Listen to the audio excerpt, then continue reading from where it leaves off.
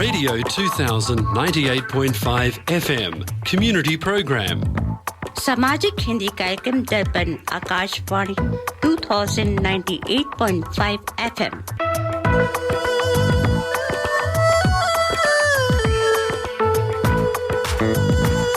Welcome to the Hindi Show, featuring news, interviews, music and community announcements. स्वागत है दर्पण हिंदी कार्यक्रम में। आप सुनेंगे समाचार, विचार, संगीत और सामाजिक सूचनाएं। Radio 2000 98.5 FM Multicultural Radio.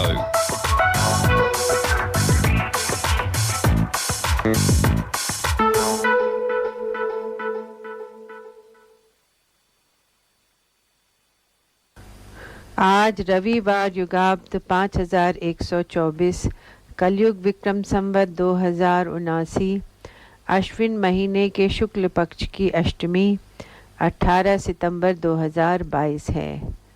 दर्पण के सभी श्रोताओं को ऋचा श्रीवास्तव और सुनील श्रीवास्तव का सप्रेम नमस्कार।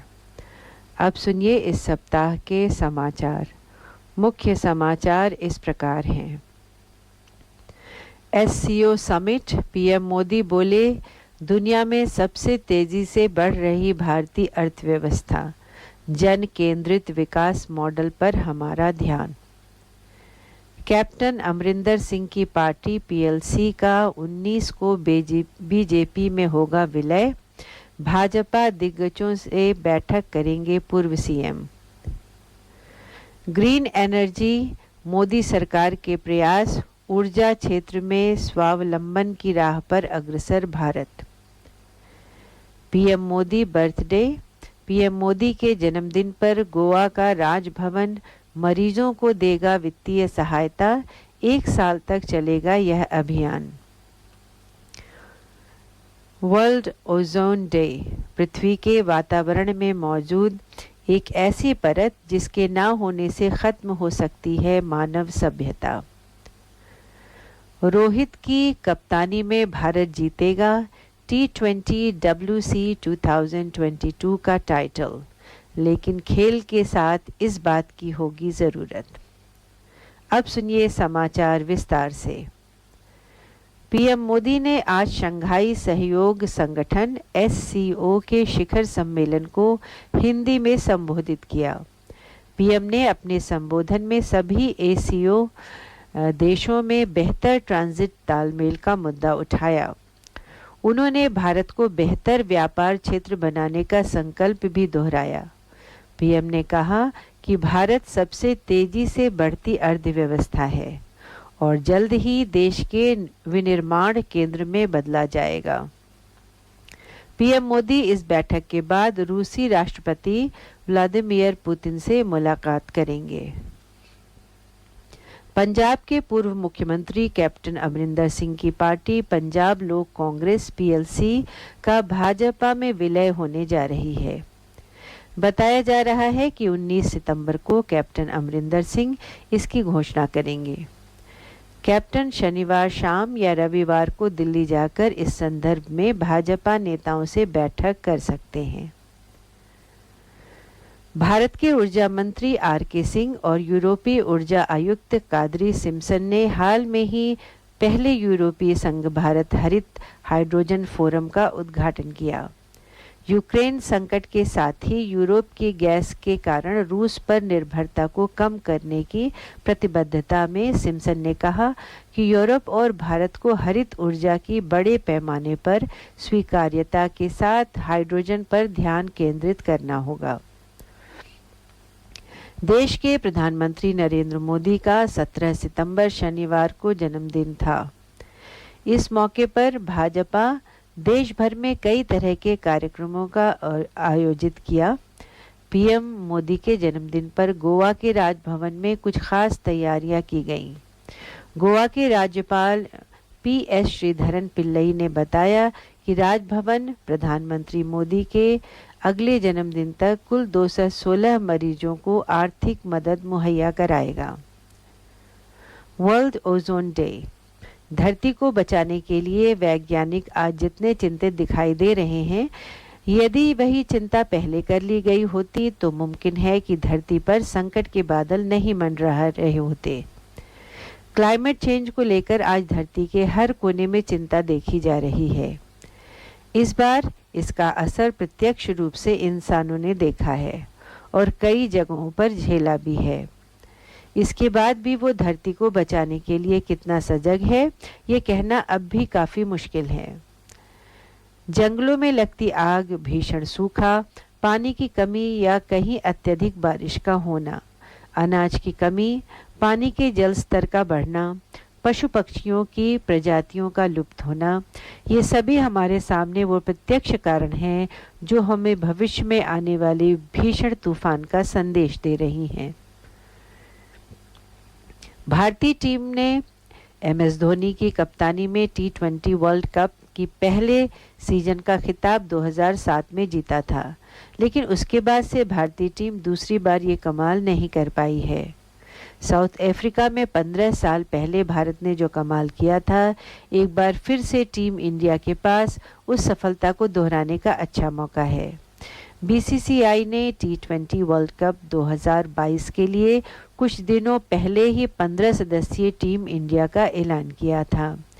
टीम के ऐलान के बाद कई क्रिकेट एक्सपर्ट ने इसे लेकर टिप्पणी की और इसे लेकर काफ़ी चर्चा भी हुई। अब सुनिए वाणिज्य समाचार। इस सप्ताह दिल्ली सर्राफा बाजार बंद होने तक स्टैंडर्ड सोने का भाव रहा 46,800 रुपये प्रति 10 ग्राम।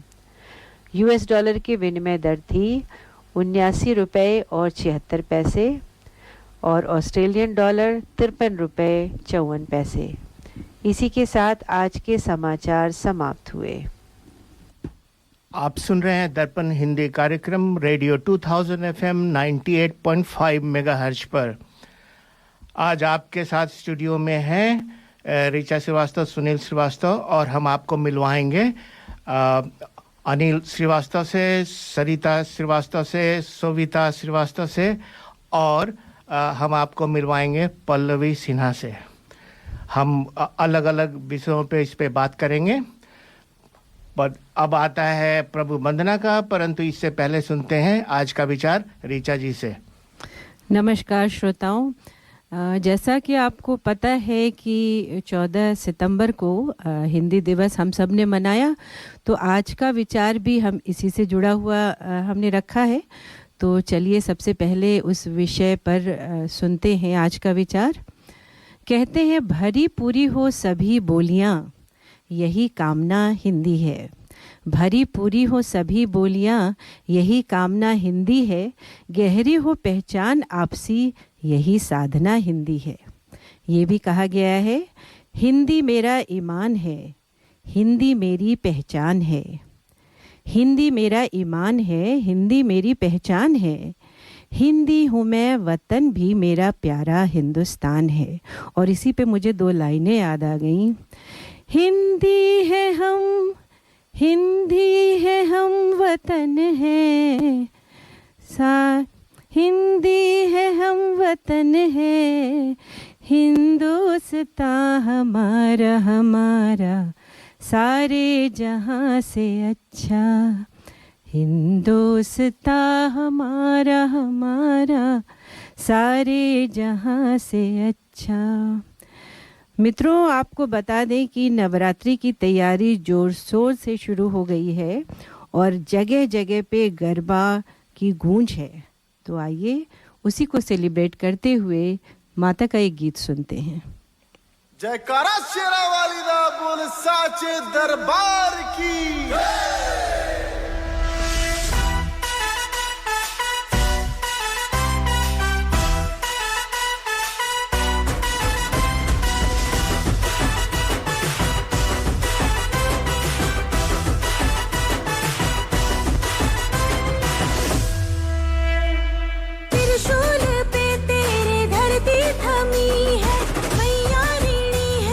दुनिया तेरी धू धू जले बस्तियां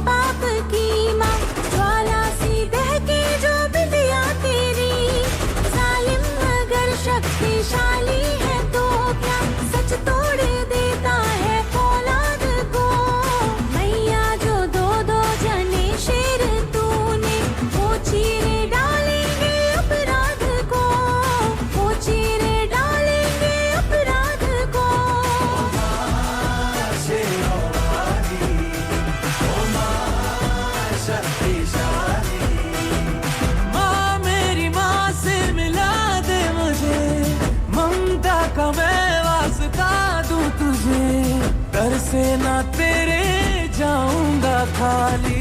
माँ शेरों वाली ओ माँ शेरों वाली, माँ शेरों वाली ओ माँ शेरों वाली, ओ माँ शेरों वाली, ओ माँ शक्तिशाली।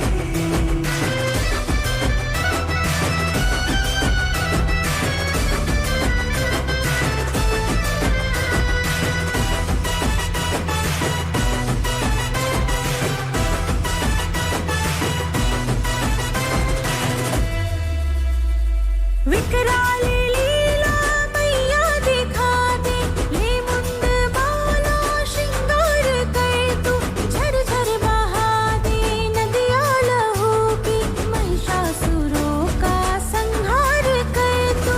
विकराली लीला मैया दिखा दे, ले मुंड बाला श्रृंगार कर तू, झरझर बहा दे नदिया लहू की, महिषासुरों का संहार कर तू। तेरे नाम को प्रणाम है, कृपा कर दे माँ। ओ माँ शेरों वाली, ओ माँ शक्तिशाली।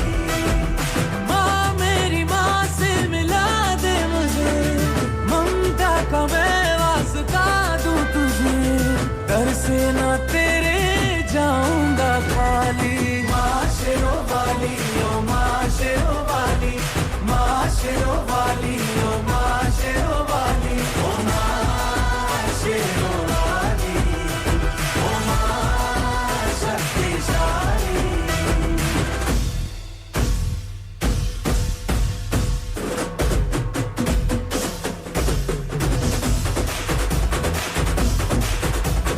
शेरा वाली, मेहरा वाली, जोता वाली, लाटा वाली, भक्तों की कुदरत वाली, दुष्टों को तू मार मार, दुष्टों को मार मार, कर दे प्रहार मार, भक्तों को तार मार, सुन ले पुकार। तेरी धरती प्यासी भूखी, बरसा दे तू धार लहू की, न्याय कटारी अन्याय की गर्दन पे गाड़। अन्यायकारी क्रोध में आ जा, तू उसको को चीर दिखा जा, जला जला के फाड़ के जाती दुष्टों को मार, दुष्टों को मार मार, दुष्टों को मार, कर दे हुंकार मैया दुष्टों को मार। ओ माँ शेरों वाली, ओ माँ शक्तिशाली, ओ माँ शेरों वाली, ओ माँ शक्तिशाली।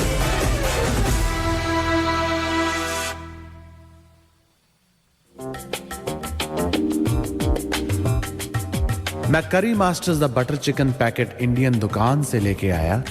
ना मैं लहसुन, ना प्याज, ना अदरक, ना कोई मिर्च मसाला पाया। मैंने जब बनाकर अपनी पत्नी को खिलाया, उसने मुझे पति से पति देव बनाया और करी मास्टर्स के बारे में सारे शहर को बताया। जय हो करी मास्टर्स।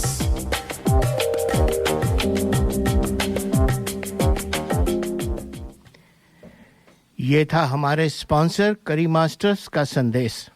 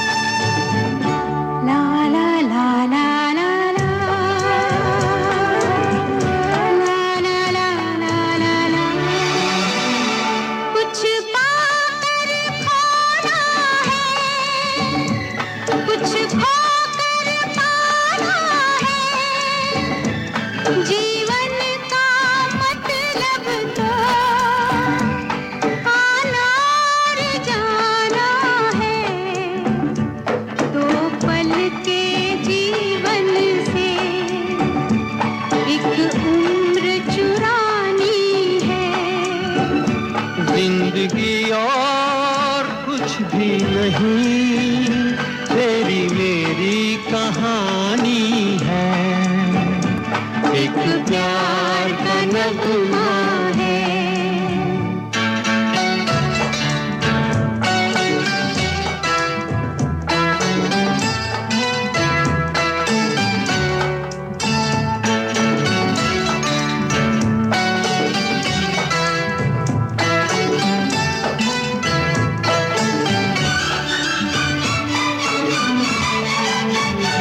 तू धार है नदिया की, मैं तेरा किनारा हूँ। तू मेरा सहारा है, मैं तेरा सहारा हूँ। आँखों में समंदर है, आशाओं का पानी है। जिंदगी और कुछ भी नहीं, तेरी मेरी कहानी है, एक प्यार का नगमा।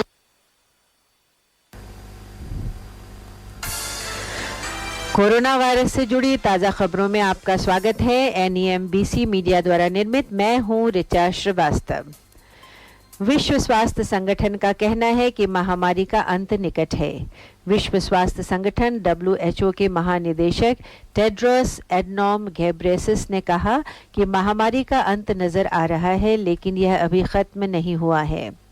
विश्व स्वास्थ्य संगठन के अनुसार इस सप्ताह वैश्विक स्तर पर कोविड-19 से होने वाली मौतों में 20% की कमी आई है। घेब्रेयेसस ने विश्व नेताओं को सतर्कता बनाए रखने और 6 प्रमुख फोकस क्षेत्रों पर कार्रवाई करने का आग्रह किया है, जिसे अंतर्राष्ट्रीय चिंता का सार्वजनिक स्वास्थ्य आपातकाल PHIIC कहा जाता है। 6 क्षेत्रों में शामिल है परीक्षण, नैदानिक देखभाल, टीकाकरण, संक्रमण नियंत्रण, सार्वजनिक स्वास्थ्य अधिकारियों में विश्वास का पुनर्निर्माण और कोविड-19 गलत सूचना का प्रबंधन। डॉक्टर घेब्रेयेसस ने कोविड उपायों में ढील दिए जाने पर नए रूपों और अधिक मौतों के जोखिम पर प्रकाश डाला। आपातकालीन महामारी भुगतान बढ़ाया जाएगा। महामारी की छुट्टी का भुगतान जारी रहेगा, जिसे 30 सितंबर की मूल समाप्ति स्थिति के बाद बढ़ाया जाएगा। बुधवार को राष्ट्रीय कैबिनेट की बैठक के बाद प्रधानमंत्री एंथनी एल्बनीज़ी ने विस्तार की घोषणा की। श्री एल्बनीज़ी ने पुष्टि की कि भुगतान तब तक जारी रहेगा जब तक कि कोविड वाले लोगों के लिए अनिवार्य अलगाव की आवश्यकता होती है। अनिवार्य अलगाव के साथ हाल में ही पहले आवश्यक 7 दिनों से घटाकर 5 कर दिया गया है। भुगतान भी इसे प्रतिबिंबित करने के लिए कम कर दिया जाएगा। राष्ट्रीय मंत्रिमंडल के संघीय और राज्य सरकारों के बीच भुगतान की लागत को समान रूप से साझा करना जारी रखने पर भी सहमति व्यक्त की है। नवीनतम कोविड-19 मामलों की संख्या। ऑस्ट्रेलिया में कोविड-19 दैनिक मामलों की संख्या और अस्पताल में भर्ती होने की गिरावट जारी है। जुलाई में अंतिम कोविड लहर हाल के दिनों में औसतन 2500 की तुलना में एक दिन में 5500 से अधिक अस्पताल में भर्ती हुई। जुलाई में मौतें भी सितंबर में एक दिन में केवल 100 से अधिक की तुलना में चरम पर थीं। यहाँ कुछ राज्यों के बारे में अपडेट दिया जा रहा है। विक्टोरिया एक दिन में लगभग 2000 नए मामले दर्ज कर रहा है। यह जुलाई के शिखर से काफी कम है, जिसमें प्रतिदिन 10,000 से अधिक मामले हैं। अस्पताल में भर्ती भी प्रतिदिन 1000 से घटकर लगभग 300 प्रतिदिन हो गया है। न्यू साउथ वेल्स साप्ताहिक अपडेट ने पिछले सप्ताह में 21,000 कोविड-19 मामलों की सूचना दी, जबकि जुलाई में NSW केवल एक दिन में 18,000 से अधिक की रिपोर्ट कर रहा था। क्वींसलैंड में लगभग 1,500 नए मामले कल दर्ज किए गए, जबकि जुलाई के चरम के दौरान एक दिन में 8,000 से अधिक नए मामले दर्ज किए गए थे। क्वींसलैंड में अस्पताल में भर्ती जुलाई में एक दिन में 1,000 से अधिक की तुलना में काफ़ी कम होकर लगभग 200 हो गया है। मैं हूँ ऋचा श्रीवास्तव। कृपया अगली बार अधिक समाचारों के लिए हमसे जुड़ें। यह खबर आपके लिए national ethnic and multicultural broadcasters council NEMBC द्वारा लाई गई है।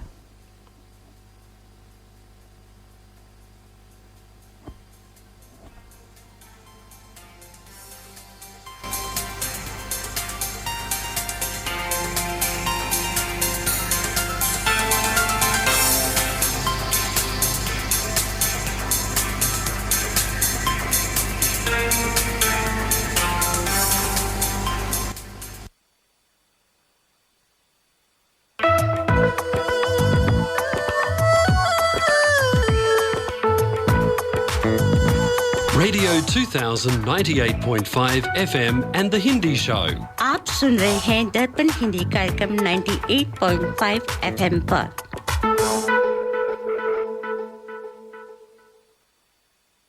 हेलो ऑस्ट्रेलिया, अपनी सभी मेडिकल, डेंटल और लैब सप्लाईज के लिए संपर्क कीजिए विशमेड प्रोप्राइटरी लिमिटेड से। विशमेड 11 साल पुरानी एक रिलायबल कंपनी है। Wishmade has availability of quality products at reasonable price. You wish, Wishmade delivers, that's their motto. अधिक जानकारी के लिए संपर्क करें 0296728656 पर या ऑनलाइन जाएं www.wishmed.com.au। Wishmed is proud sponsor of Darpan Radio। श्रोताओं, जैसा कि सुनील जी ने बताया कि आज हमारे दर्पण स्टूडियो में साक्षात कुछ ख़ास मेहमान आए हुए हैं, जिनका नाम लेना चाहूँगी। श्री अनिल कुमार श्रीवास्तव जी, पल्लवी सिन्हा जी, सरिता श्रीवास्तव और शोभिता श्रीवास्तव।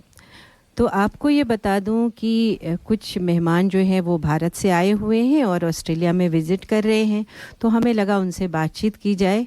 और पल्लवी सिन्हा से तो आप परिचित हैं ही, दर्पण रेडियो में अक्सर उनका आना होता है।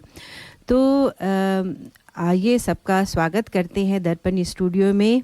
ये भी बता दूं कि आज जो है बहुत ही प्रसिद्ध अभिनेत्री शबाना आज़मी जी का जन्मदिन है।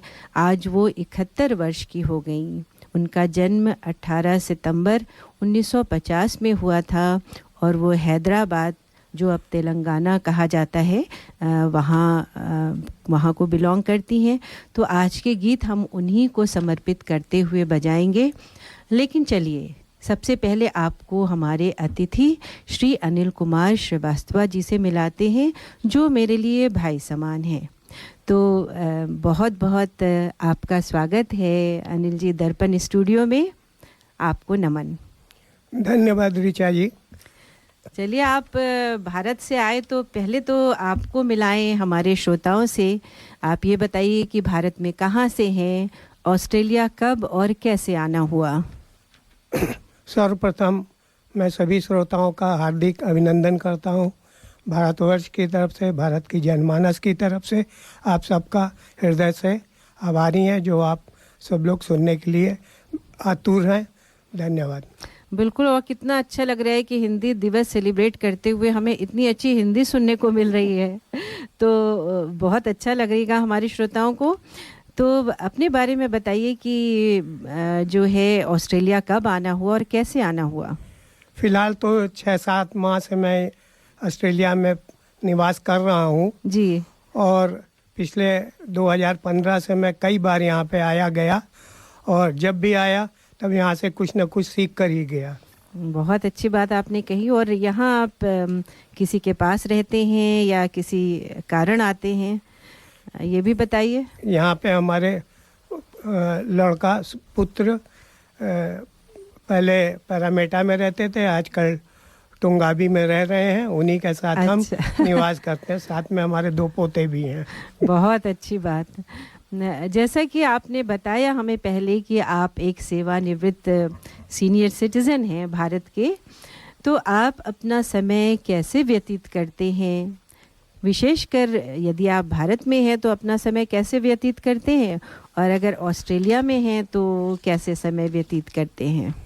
अच्छा प्रश्न है आपका जी।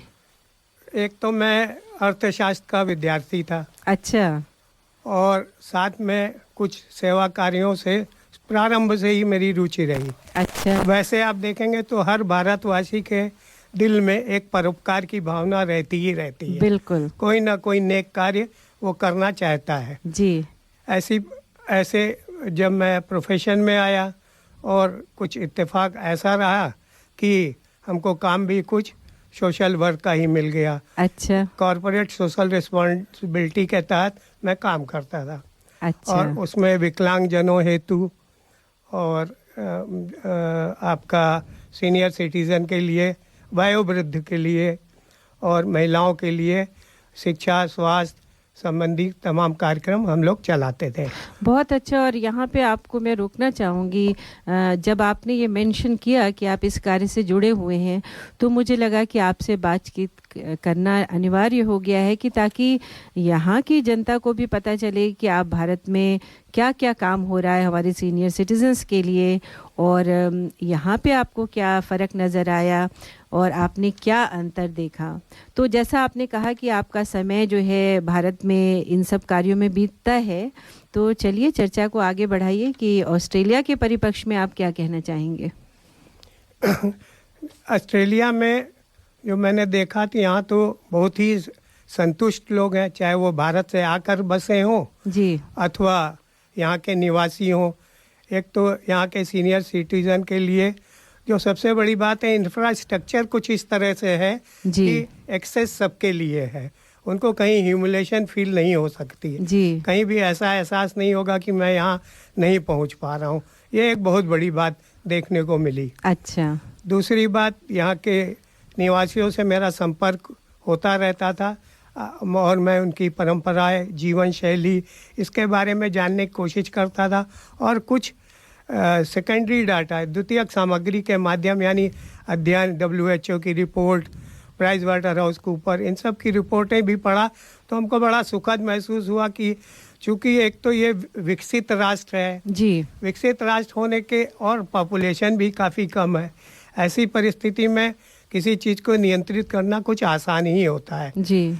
जबकि भारत में पॉपुलेशन 135 करोड़ के लगभग है जी। और वहाँ कुछ भी करना ऊँट के मुंह में जीरे के समान होता है। तो कार्य करने में आपको कठिनाई होती है, जैसे गवर्नमेंट से अगर आपको कुछ फंडिंग चाहिए या कोई प्रोग्राम आप इंट्रोड्यूस करना चाहें तो? वैसे तो भारत की सरकार जो है काफ़ी प्रोग्राम चला रही है जी, वृद्धों के लिए, जैसे कि जो भी बचत योजनाएं हैं उनमें 0.5% का उनको इंटरेस्ट ज़्यादा दिया जाता है जी। कुछ ऐसी योजनाएं हैं जिससे पेंशन भी मिलती है, प्रधानमंत्री वय वंदन योजना, अटल बिहारी पेंशन योजना इत्यादि योजना। तो ये सबको मिलती है ये पेंशन जो है? कुछ योजनाएं ऐसी हैं वो कोई भी उसमें पैसे जमा करके उसका भागीदार बन सकता है जी, और उसका लाभ ले सकता है। कुछ ऐसी योजनाएं हैं जो सिर्फ पुअर लोगों को ही उपलब्ध है। जैसा कि आपको पता ही होगा कि यहाँ सभी को पेंशन उपलब्ध है सरकार की तरफ से, तो थोड़ी जिंदगी आसान हो जाती है। बिल्कुल, आर्थिक सुरक्षा सबसे बड़ी सुरक्षा है जी, जी। अगर आर्थिक सुरक्षा है तो काफ़ी काम हल हो जाते हैं। उसके बाद अगर दूसरे नंबर पर देखा जाए स्वास्थ्य सुरक्षा की बात आती है तो यहाँ पे इंश्योरेंस के माध्यम से ज़्यादातर मैंने देखा कि वो पूरी कर ली जाती है। अभी आयुष्मान योजना चलाई जा रही है भारतवर्ष में, जिससे जो भी गरीबी रेखा के नीचे जीवन यापन करने वाले हैं, अल्प आय वर्ग के लोग हैं, उनको 5 लाख तक की सुविधाएं दी जा रही हैं। अच्छा। और यहाँ के प्रोग्राम्स के बारे में आपको पता है कि जो ऑस्ट्रेलियन सरकार जो है वो सीनियर सिटीजन के लिए चलाती है, तो क्या आप उन सब प्रोजेक्ट या प्रोग्राम से खुश हैं? यहाँ तो प्रोग्राम काफ़ी चलते हैं, जैसे कि कुछ सब्सिडी वाले प्रोग्राम हैं और पेंशन तो है ही है जी, साथ ही रेंट का सब्सिडी है और आपका केयर टेकर की सुविधा है और टैक्सेस में काफ़ी रिलीफ है सीनियर सिटीजन। ये सब योजनाओं के माध्यम से यहाँ के लोग निवासी सभी हमको लगभग संतुष्टि ही मिले जी। और कई NGOs जो हैं वो संस्था चलाते हैं, जैसे कि आशा फाउंडेशन और कुछ संस्थाएं हैं जो काफ़ी प्रोग्राम्स करते रहते हैं सीनियर सिटीजन के लिए। यहाँ मैं एक जिनकी बस चलाने का, यहाँ सिटी में बस चलाते हैं जी, उनका एक NGO नाम तो मैं भूल रहा हूँ, उनके साथ मेरा संपर्क हुआ था। अच्छा। और उस समय भी इत्तेफाक से सीनियर सिटीजन के संदर्भ में कार्य करने की बात हुई थी, जिसमें उनका विचार था कि कुछ हेल्प किया जाए, कुछ मदद की जाए, कुछ लोगों को रिहेबिलिटेट किया जाए, जिसमें मेरा स्वतंत्र विचार ये तो रहता है कि किसी को रीसेटल करने के लिए उसी के स्थान पे ही उसको सेटल किया जाए, जिससे कि रिलोकेट ना किया जाए किसी भी प्रकार, क्योंकि सीनियर सिटीजन अपने घर में रहते रहते यूज्ड टू हो जाता है, तो रात के अंधेरे में भी वो अपना काम आसानी से कर सकता है। अदरवाइज़ कहीं अगर उसको शिफ्ट कर दिया जाएगा तो उसको आने जाने में दिक्कत जरूर होगी दैनिक क्रियाओं में। जी जी जी, लेकिन यहाँ पे कई ओल्ड होम्स हैं जो आपको घर की फीलिंग देते हैं, और अगर आप अकेले मैनेज नहीं कर पा रहे हैं तो वहाँ सुविधाएं होती हैं कि आप अच्छे से रह सकते हो। तो क्या भारत में भी ऐसी कोई सुविधा है? भारत में ऐसी बहुत सी सुविधाएं विकसित होती जा रही हैं, आवश्यकता के अनुसार बढ़ती जा रही हैं। और काफ़ी क्षेत्रों में, बेंगलोर में कुछ क्षेत्रों में तो बहुत अच्छे सीनियर सिटीज़न होम बनाए गए हैं। सरकार द्वारा भी लगभग हर ही शहर में एक एक सीनियर सिटीज़न होम अवश्य है। मेरे तो एक धारणा सी, या तो फिल्में देखने के कारण कह लीजिए या पढ़ने के कारण, एक धारणा सी बनी हुई है कि भारत में एक वृद्धाश्रम बना दिया जाता है और बच्चे जब माँ बाप बूढ़े हो गए तो उनको वहाँ जाके छोड़ आते हैं। तो ये अब इस आज के युग में कितना सच है, इसके बारे में बताइए। ये इसमें आंशिक ही सत्यता हो सकती है जी। जहाँ तक हमने देखा है कि अब वो परिस्थितियाँ नहीं रह गई हैं। अच्छा। जो भारत विकासशील से विकसित राष्ट्रों की तरफ बढ़ रहा है जी, और विकास के साथ ही साथ वहाँ पे सुविधाओं की भी संपन्नता बढ़ती जा रही है जी। आज बहुत सारे स्थान पर और बहुत अच्छे आप एक 5 स्टार होटल की तरह से वृद्धाश्रम खुल गए। एक तो वृद्धाश्रम नाम ही ऐसा है कि वो बड़ा थोड़ा सा खराब, आप सीनियर सिटीजन होम कहें तो एक थोड़ा अट्रैक्शन का कारण बनता है। ऐसा क्यों? अंग्रेजी नाम ज्यादा अच्छा लगता है, वृद्धाश्रम भी आश्रम का नाम है। तो जिस समय हम लोग वानप्रस्थ आश्रम की बात करते थे उस समय तो वो ठीक था। अच्छा। आज हम सीनियर सिटीजन होम कहें, हाउस कहें, घर कहें, गृह कहें, वो कहीं ज़्यादा लोगों को आकर्षित करता है। चलिए, आपकी बात भी नोट की गई। क्यों न एक ब्रेक लें और हम कोशिश करते हैं कि आपको शबाना आजमी का एक गीत सुनाया जाए। चलिए, उस गीत को चलने में कठिनाई है तो कोई भी गीत सुना लीजिए। तो थोड़ा सा ब्रेक ले लें हम और वार्ता को आगे बढ़ाते हुए। Every Sunday, listen to the Hindi show, 98.5 FM, Radio 2000. हर रविवार सुनिए दर्पण हिंदी कार्यक्रम 98.5 FM पर सुबह 9 से 11 बजे तक।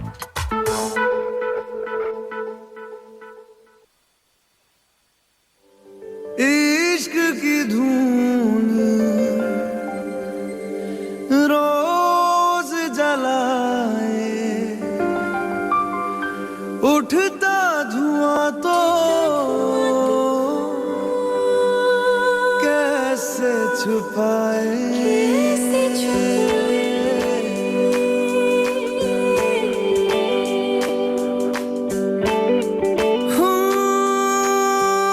अखियां करे जी हजूरी, मांगे है तेरी मंजूरी। कजरा सियाही दिन रंग जाए, तेरी कस्तूरी रैन जगाए। मन मस्त मगन बस तेरा नाम दोहराए। मन मस्त मगन बस तेरा नाम दोहराए। चाहे भी तो भूल न पाए। मन मस्त मगन बस तेरा नाम दोहराए। मन मस्त मगन तेरा नाम दोहराए।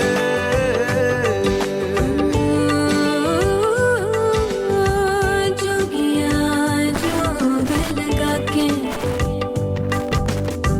बखरा रोग लगा के,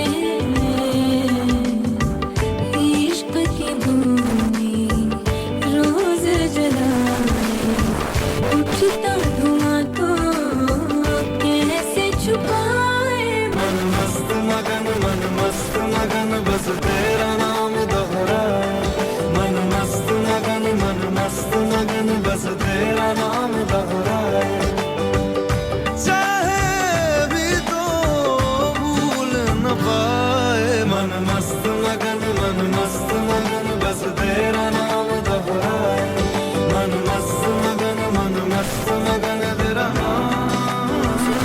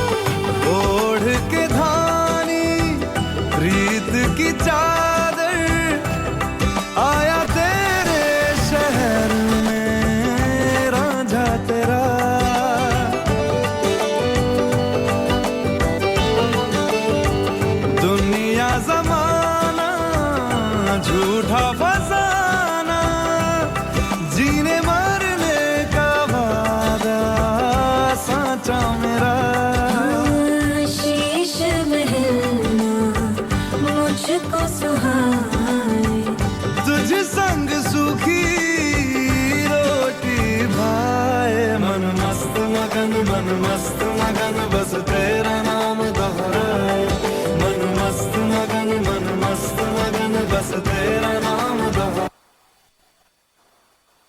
Are you looking for personal or business tax or self-managed super fund account and audit, formation of association, company or trust, cloud accounting with payroll solution with fixed prices? Mention Darpan Radio and get your first visit without any charge. Please contact Forbes Accounting on 8095-9405, that's 8095-9405, or visit our website www.fabc.com.au. Our address is Suite 1, 168 Burwood Road, Burwood. Forbes Accounting and Business Consultants are proud sponsors of Darpan Radio. श्रोताओं, हम बातचीत कर रहे हैं अनिल कुमार श्रीवास्तव जी से। तो आप इस विषय में चर्चा कर रहे थे कि सीनियर सिटीज़न का क्या हाल है भारत में और ऑस्ट्रेलिया में। तो ये बताइए कि संख्यात्मक दृष्टिकोण क्या है, आंकड़े क्या कहते हैं? देखिए, ऑस्ट्रेलिया की पॉपुलेशन 2,60,00,000 के करीब है जी, जबकि भारत की 130 करोड़ जी, और जो कि 35-36 की तरफ बढ़ रही है। 135-36 करोड़ के अनुमानता आज की डेट में होगा जी। और भारत में 60 वर्ष की आयु में वरिष्ठ नागरिक हो जाता है आदमी। अच्छा। जबकि ऑस्ट्रेलिया में 67 यानी 67 पर आने के उपरांत वो वरिष्ठ नागरिक कहलाता है। अच्छा, तो यहाँ तो रिटायरमेंट की वैसे कोई एज ही नहीं है। लगभग वरिष्ठ नागरिक सीनियर सिटीजन, सही कहा आपने। और 7 वर्ष का ये अंतर अपने आप में स्वास्थ्य सेवाओं को इंगित करता है। जितनी बेहतर स्वास्थ्य सेवाएं होती जाएंगी उतने ही लॉन्जिविटी या जीने का समय जो है वो लोगों का बढ़ता जाएगा जी। और अगर वरिष्ठ नागरिकी के संदर्भ में हम प्रतिशत में बात करें जी, तो भारत में 9% लोग अभी वरिष्ठ नागरिक हैं, जबकि उनकी उम्र 60 साल से ही वो वरिष्ठ नागरिक हो जाते हैं। जबकि 16% ऑस्ट्रेलिया में लोग वरिष्ठ नागरिक हैं। अच्छा, वर्तमान में। अच्छा, ये एक मूलभूत अंतर तो नहीं कह सकते, तुलनात्मक दृष्टि से देखा जा सकता है। बिल्कुल।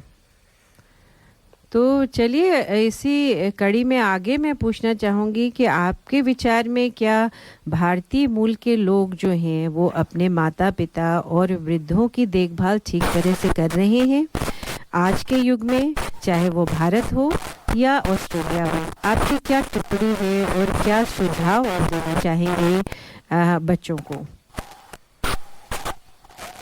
बहुत ही अच्छा प्रश्न है आपका, दिल से जुड़ा हुआ। और आप तो खुद अपने बेटे के साथ रह रहे हैं, तो आप जो भी कहेंगे वो पर्सनल एक्सपीरियंस को भी झलकाएगा।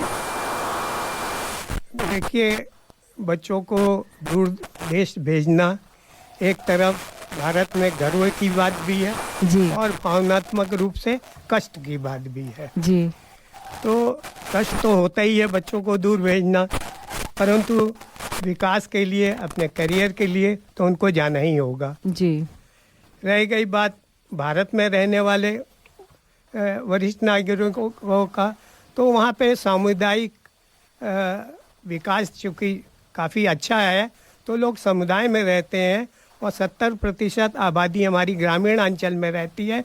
तो गांव में ऐसा वरिष्ठ नागरिकों को कोई विशेष दिक्कत नहीं होती है सिवाय इलाज के या चिकित्सा सुविधा के, जबकि गांव-गांव तक चिकित्सा की व्यवस्था सरकार द्वारा कर दी गई है। जी अब रह गई बात की जो भावनात्मक परेशानी है और जो वहाँ के वरिष्ठ नागरिकों की अन्य दिक्कतें हैं, तो इन दिक्कतों को अगर हम लोग वर्गीकरण करें तो आर्थिक दृष्टि से तो बड़ा देश होने, विकासशील देश होने से तो आर्थिक संपन्नता सबकी हो नहीं सकती है। धीरे धीरे ही लोग आगे बढ़ रहे हैं, जो रोजगार बढ़ रहा है। उसके बाद आप आ जाइए इंफ्रास्ट्रक्चर, जिसकी बात हम लोग ऑलरेडी कर चुके।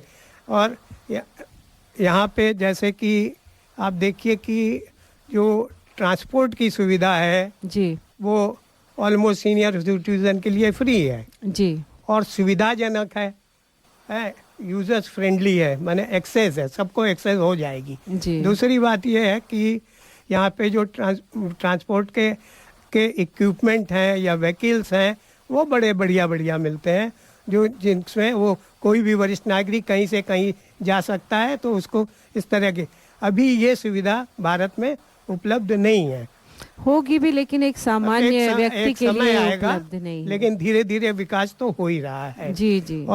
और सबसे बड़ी बात हमारी पॉपुलेशन, हमारे भाईजान इतने हैं कि इसलिए थोड़ी कमी हो जाती है हर जी समय। जी।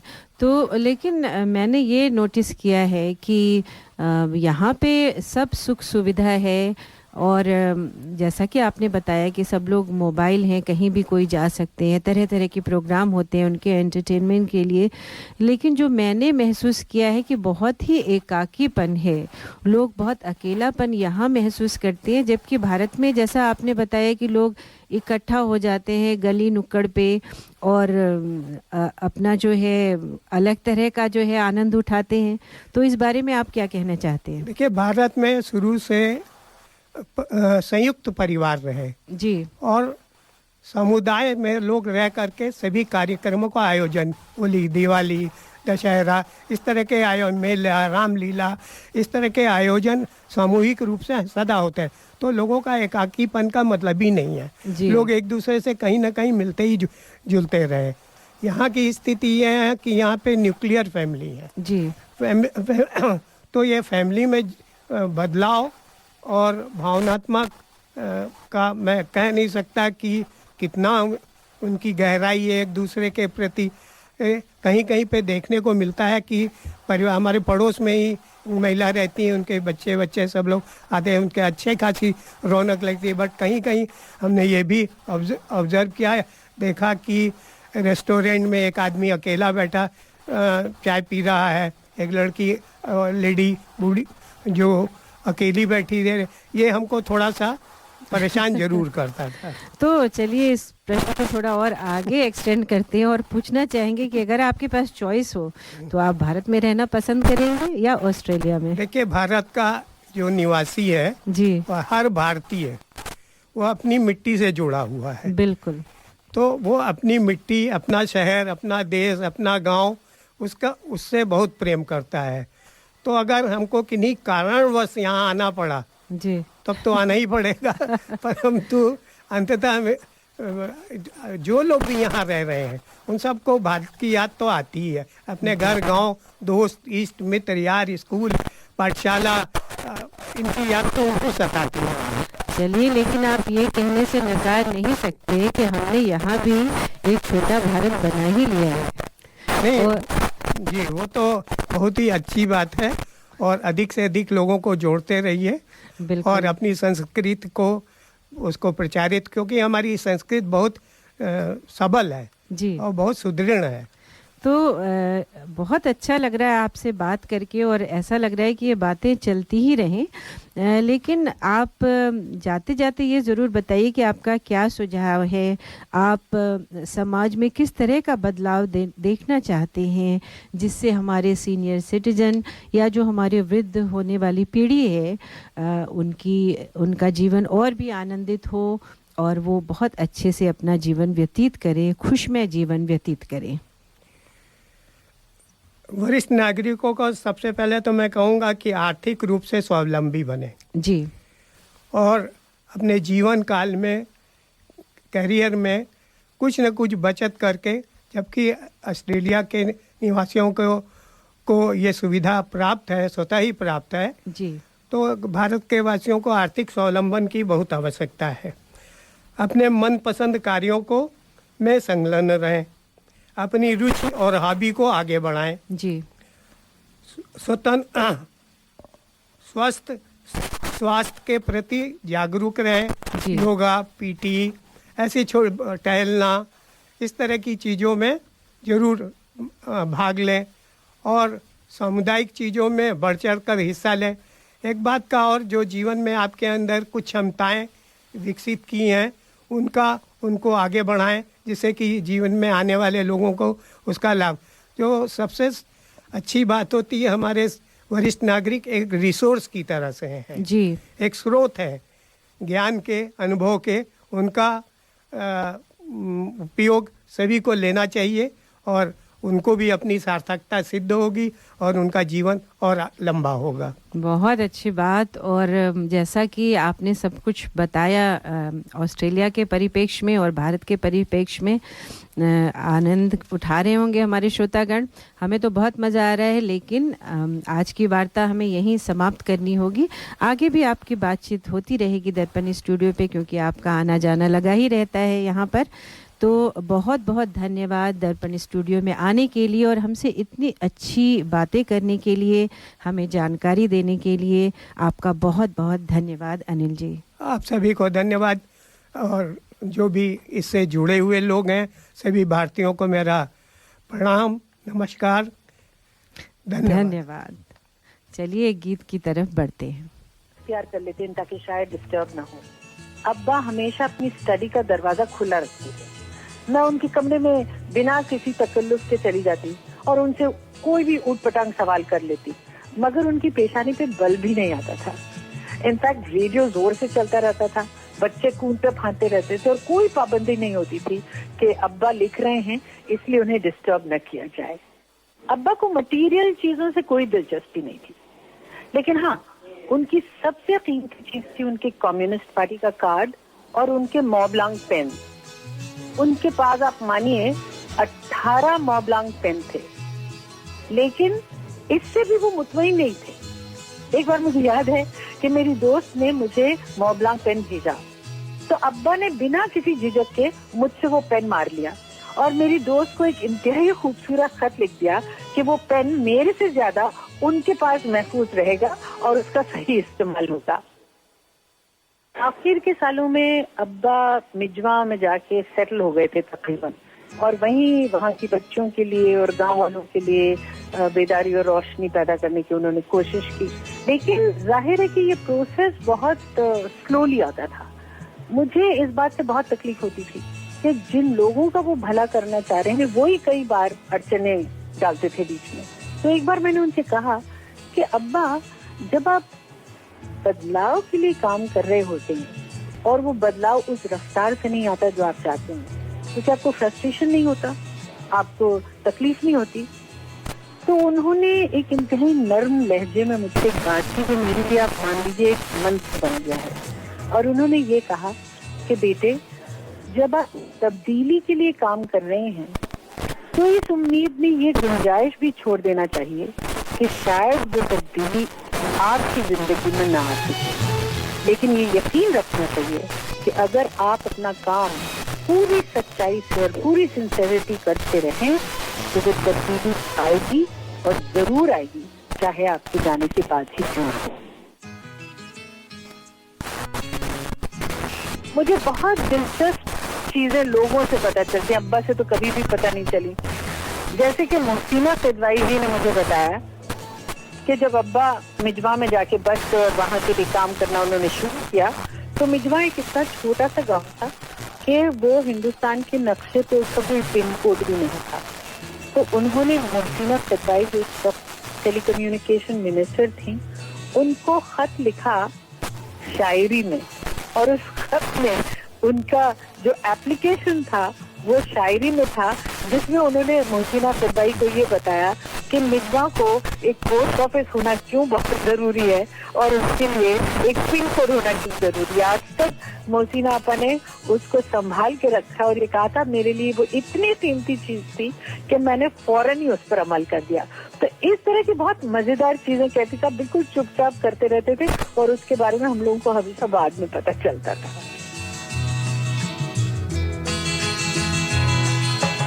तुम इतना जो मुस्कुरा रहे हो,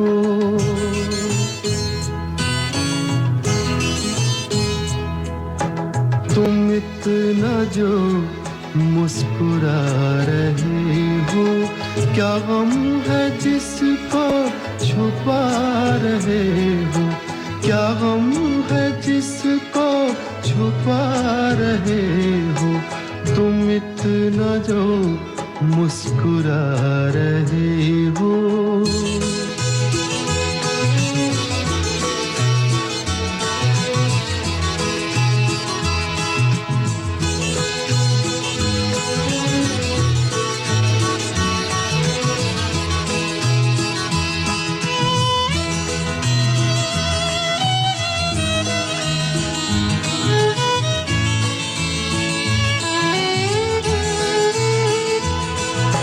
आँखों में नमी हंसी लबों पर,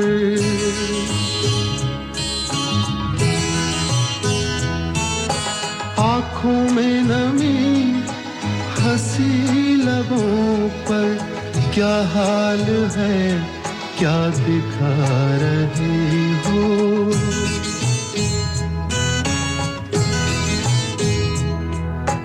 क्या हाल है क्या दिखा रहे हो, क्या गम है जिसको छुपा रहे हो, तुम इतना जो मुस्कुरा रहे हो।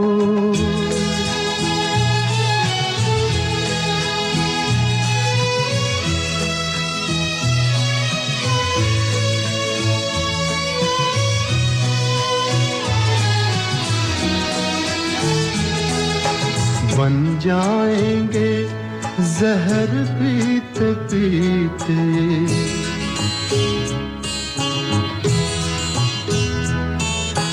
बन जाएंगे जहर पीते पीते, ये अश्क जो पीते जा रहे हो, ये अश्क जो पीते जा रहे हो।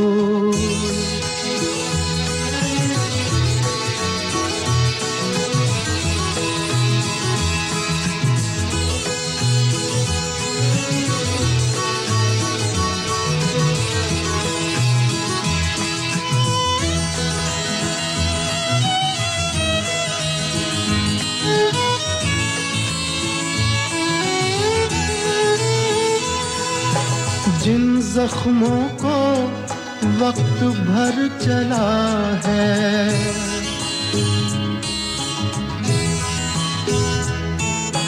जिन जख्मों को वक्त भर चला है, तुम क्यों उन्हें छेड़े जा रहे हो,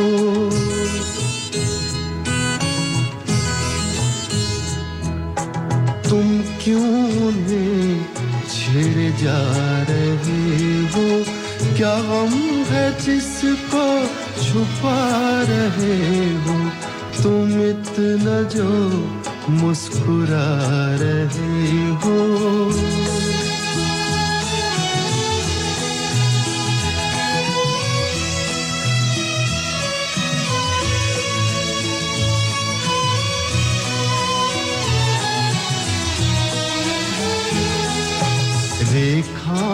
का खेल है मुकद्दर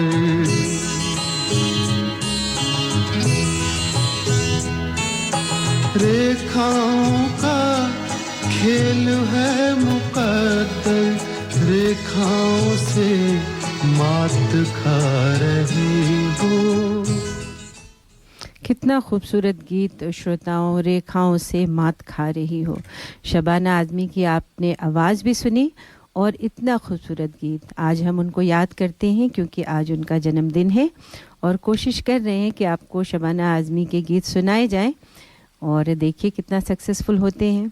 चलिए आज हमारे अगले अतिथि स्टूडियो में आ चुके हैं। बहुत ही जाना पहचाना नाम है पल्लवी सिन्हा जी। स्वागत है आपका दर्पण स्टूडियो में।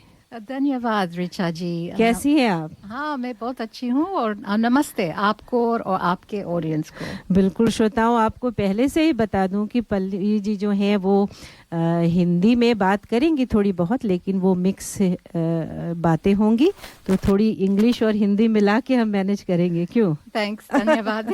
अच्छा होगा। बिल्कुल। तो आपको बता दूं कि पल्लवी जी जो हैं वो मल्टी अवार्ड विनिंग लॉयर और पब्लिक नोटरी हैं और बहुत ही बार ये टीवी और रेडियो पर आती रहती हैं और ये हमेशा वकालत करती हैं हमारे भारतीय समुदाय के भिन्न भिन्न इश्यूज़ पे। हमेशा बात करती हैं, हमारे जितने भी कम्युनिटी की सेवाएं हैं उसमें हमेशा अग्रसर रहती हैं कि उस बात को कैसे आगे बढ़ाई जाए। और संवैधानिक चेंज में इन्होंने जो है काम किया है हिंदू कम्युनिटी के लिए, उस बारे में हम बातचीत करेंगे। और वो टॉपिक है हमारे स्वास्तिक चिन्ह के बारे में। इन्होंने बहुत मेहनत की है हमारे स्वास्तिक चिन्ह को मान सम्मान दिलाने के लिए। ये बात सही है Pallavi ji?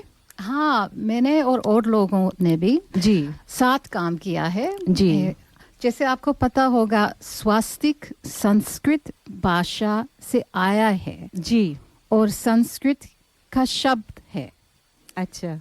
Swastik has these ancient roots for our culture and our Indian community and Hindu community in particular. ये क्या हुआ था कि Jewish community was lobbying for some amendments to the Crimes Act. उनके community issue था उनका, they want to ban the use of Nazi symbols. हाँ, क्योंकि उनके लिए हिटलर जो है इस चिन्ह का प्रयोग करते थे। हाँ, और उनके लिए तो ये बहुत important मामला था and we supported that. अच्छा। There was a public inquiry and organizations such as the Hindu Council made submissions. Ji. However, what ended up happening, ये जो पहली drafting थी proposed legislative change का, the first draft of the proposed legislative change, it was inaccurate and counterproductive. कैसे? किस तरह से वो inaccurate था? क्योंकि it was associating the swastik with a Nazi symbol. अच्छा।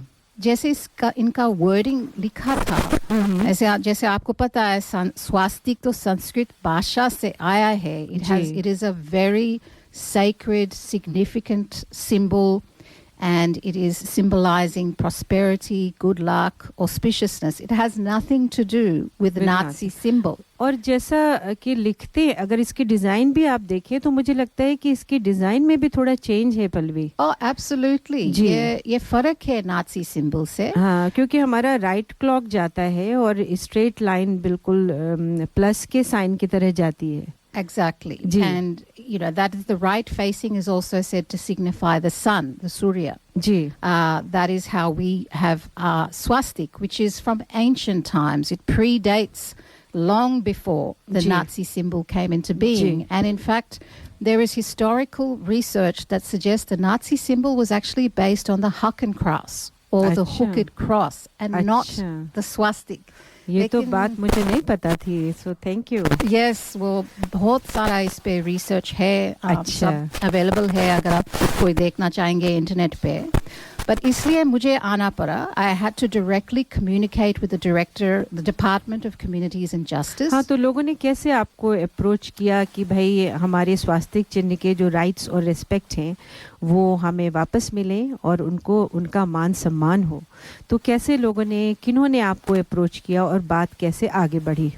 तो मैंने पहले भी फेडरल और स्टेट गवर्नमेंट के साथ पॉजिटिव पॉलिसी चेंज के लिए काम किया है. I have for a long time since studying at Sydney University. मैं Indian papers में भी लिखती थी, मैंने caste system के बारे में लिखा है, and मैं Indian issues और Indian मुद्दों पे बोलती रही हूँ. I also served on the Indian Ministerial Consultative Committee that was chaired by the New South Wales Multicultural Minister. So I am known to them already, but also because there was this public inquiry, it was a public matter. And I came to know about the issue, and I have worked with the New South Wales Attorney General in the past, and there are continuing to be issues that affect our community, which I am advocating to him for appropriate legislative change. So then, because this matter is so technical in nature, वकील की ज़रूरत होती है फिर, क्योंकि वो complicated है और उनको समझाना पड़ता है डिटेल में कि क्यों इसको चेंज करना पड़ेगा. So the wording in which it was drafted, the amendments that had been made, it needed to be clarified very clearly that the display of a swastik in connection with Hinduism and also Buddhism and Jainism does not constitute the display of a Nazi symbol. They are completely two separate things. तो हमारा topic यही था. हाँ, क्योंकि Jewish community ने अब इतना जोर लॉबी किया है. They have brought in amendments to the Crimes Act. It's now a $10,000 fine. This is current, passed in Parliament, both houses of Parliament. It's become an act if somebody is displaying a Nazi symbol. So हमारे community को protection मिलना चाहिए, because people should not be mistaking. जैसे मेरे parents के घर में मंदिर में स्वास्तिक हमारा तो कोई काम ही शुरू नहीं होता है बिना स्वास्तिक से. Exactly right. बिल्कुल. और ये भी मैं कहना चाहूँगी कि then we prepared a joint submission that was joint with Dr. Singh of the Federation of Indian Associations New South Wales, and what we proposed to them in writing, this was adopted. So this is live law now, and it is very clearly stated in the legislation that the display of a swastik in connection with Hinduism does not constitute the display of a Nazi symbol. तो ये approve हो गया है, मतलब कि अब हम पास हो गया है, दोनों कोई फाइन नहीं लगेगा अगर हम उसको डिस्प्ले करें घर के आगे या किसी भी समारोह में. Yes, it just has to be, people should know that they लोग कह सकते हैं मैं हिंदू हूँ और मैं हिंदुइज्म के साथ में ये डिस्प्ले कर बहुत बड़ी बात. और मैं इसके लिए क्लैप करना चाहूँगी पल्लवी कि इतनी बड़ी बात में आपने साथ दिया और आपकी जो नॉलेज है, आपकी वकालत जो है वो भारत के काम आई, हिंदुत्व के काम आई. तो ये बहुत ही गौरव की बात है. हमें बहुत गर्व हो रहा है कि आप हमारे समुदाय के साथ जुड़ी हुई हैं. तो क्या ये लड़ाई आसान थी या बहुत कॉम्प्लिकेटेड थी, या इसको लिखना आसान नहीं रहा होगा? नहीं, आसान नहीं था, क्योंकि प्रॉब्लम्स तो होते हैं कि एक्सप्लेन करने में, क्योंकि people from western culture sometimes they don't understand और they don't know the culturally and linguistically diverse people's concerns and issues. तो जो मैं किससे बात कर रही थी डिपार्टमेंट में, उसको तो पता भी नहीं था कि स्वास्तिक क्या है, स्वास्तिक का सिग्निफिकेंस क्या है, तो कैसे वर्डिंग पढ़ना पड़ता है. तो I had to then go through and explain that, and explain how the swastik predates the Nazi symbol and has nothing to do with the Nazi symbol. It is a completely different symbol with completely different representation and significance. And so the legislative change, usko bhi fir uska, it has to represent that. And yes, ये खुशी की बात है, ये हमारा community के लिए बहुत ही गौरव है बात है, और ये हमारे कम्युनिटी का जॉइंट एफर्ट है. बिल्कुल. और आपका बहुत बड़ा रोल रहा, तो आपको बहुत बहुत बधाई और पूरे भारतीय समुदाय की तरफ से आपको धन्यवाद. लेकिन आपको ऐसा नहीं लगता है कि हमारे भारतीय समुदाय में बहुत सारे ऐसे इश्यूज़ हैं जिनको आगे बढ़ाना चाहिए, और ये तभी संभव है कि आप दल बल के साथ जो हैं राज्यसभा में, विधानसभा में खड़ी हों, और क्यों नहीं पॉलिटिक्स में खुल के आप सामने आए, ताकि हमारे भारत का रिप्रेजेंटेशन और अच्छे से हो. धन्यवाद ऋचा जी. ये तो अब this is up to Bhagwan, God, all the powers at play, but certainly मेरे roots तो from the biggest democracy in the world, India. मैं ऑस्ट्रेलिया में जन्मी हूँ जी, लेकिन प्रदेश में रह के भी मैं भारत माँ की बेटी हूँ। बिल्कुल, और आप दिल से बिल्कुल भारतीय हैं। और इसके पहले कि आप कुछ कहें, मैं बताना चाहूँगी श्रोताओं कि मेरी बेटी भी लॉयर है, और उससे अगर मैं कुछ भी काम कहती हूँ तो कहती है, you know I am a lawyer, I am the busiest person in the world. तो मेरे पास समय नहीं है कि मैं कुछ और कर सकूँ। और वापस आती हूँ पल्लवी जी पे कि ये इतनी बिजी, ये एस्टैब्लिश्ड लॉयर और नोटरी हैं, तो आप कैसे समय निकाल पाती हैं हमारे समुदाय के लिए? कम्युनिटी वर्क तो मेरा पैशन है। बिल्कुल, तो वो तो काम भी नहीं है, ये तो सर्विस है। तो और आपने प्रूव किया है कि आप भारत की बेटी हैं, तो हम चाहेंगे कि आप जो हैं हमें रिप्रेजेंट करें और पॉलिटिक्स में आए, और वहाँ भी हमें एडवोकेसी अपनी प्रूव करें भारतीय समुदाय के लिए। तो क्या इस दिशा में आपका प्रयास है, और आप क्या चाहती हैं कि भारतीय समाज इस दिशा में आपको हेल्प करे? Well, representation is important. आपको पता होगा, आपका सुनने listeners को भी पता होगा कि there are at least 700,000 Indian origin people across Australia. Some reports indicate कि Indian community fastest growing ethnic community है New South Wales में. Highest source of skilled migration, second or even the highest source of students.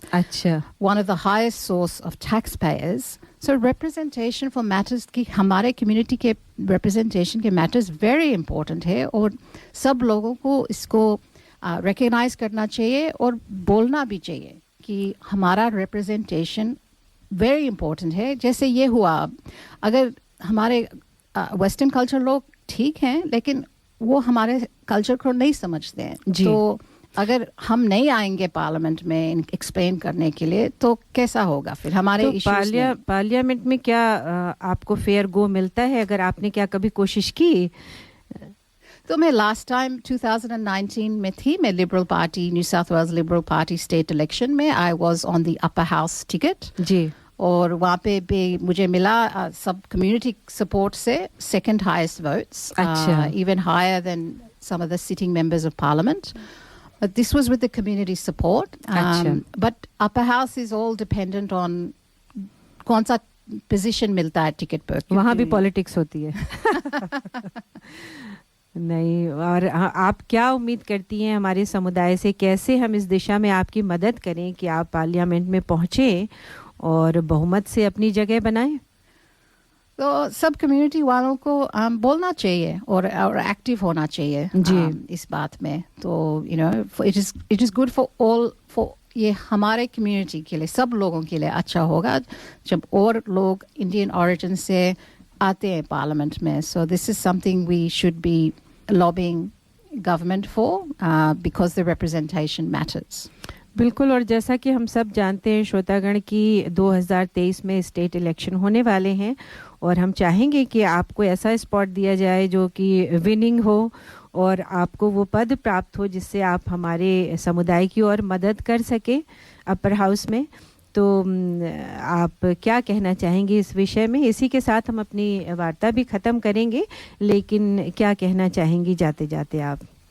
धन्यवाद विचा जी। I think yes, the upper house is of extreme interest to me. Upper house वो जाके house of review होता है। And इसमें ज़्यादा legislative changes के बातचीत होती है, और क्योंकि मैं लॉयर हूँ और मैं इसी मामले में एक्सपीरियंस्ड हूँ, ये मेरा इंटरेस्ट है। And I have many ongoing issues that मैं अभी भी डिस्कशंस में हूँ कि और भी हमारे जो कल्चरली सेंसिटिव मैटर्स हैं, और एजुकेशन कैंपेन्स, मैंने ये भी एडवोकेट किया था कि there should be education campaign on the difference between swastik and Nazi symbols. So इतना और काम हमारे कम्युनिटी के लिए करना है, तो इसलिए हाँ, मेरा बहुत इंटरेस्ट है।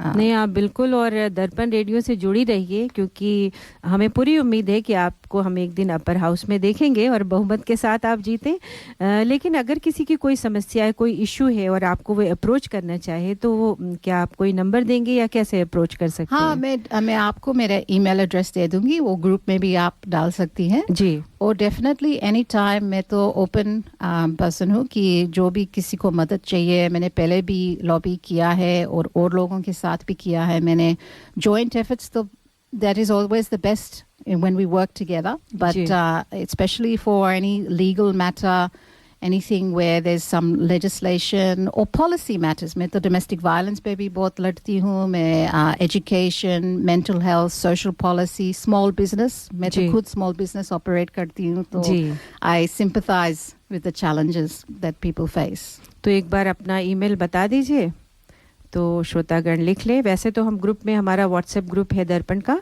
उसमें हम डाल ही देंगे, लेकिन अगर आप बताना चाहें तो बता सकती हैं ऑन एयर। धन्यवाद। yes, absolutely. मेरा email address है info@lawyerswithsolutions.com. So that's info @lawyerswithsolutions.com. बहुत अच्छी बात। पल्लवी जी, आपसे हमेशा बात करके बहुत अच्छा लगता है और हमेशा नई बातें पता चलती हैं अपने कम्युनिटी के बारे में। तो प्लीज़ आते रहिए दर्पण स्टूडियो में, और कोई भी ऐसा इशू है, जैसे आपने आज याद किया हमें ये इतनी महत्वपूर्ण जानकारी दी स्वास्थ्य के लिए, तो उसका बहुत बहुत आभार और धन्यवाद। धन्यवाद आपको भी, इतना अच्छा प्रोग्राम कार्यक्रम करती हैं आप, मुझे बहुत अच्छा लगता है सुन के। Thank you, thanks for your time. Thanks.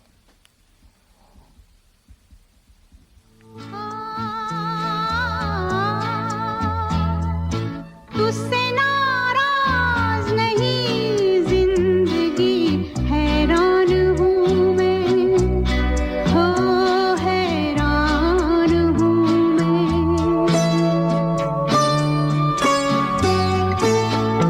तेरे मासूम सवालों से परेशान हूँ मैं, हो परेशान हूँ मैं। तुझसे नाराज नहीं जिंदगी, हैरान हूँ मैं, हो हैरान हूँ मैं। जीने के लिए सोचा ही नहीं, दर्द संभालने होंगे।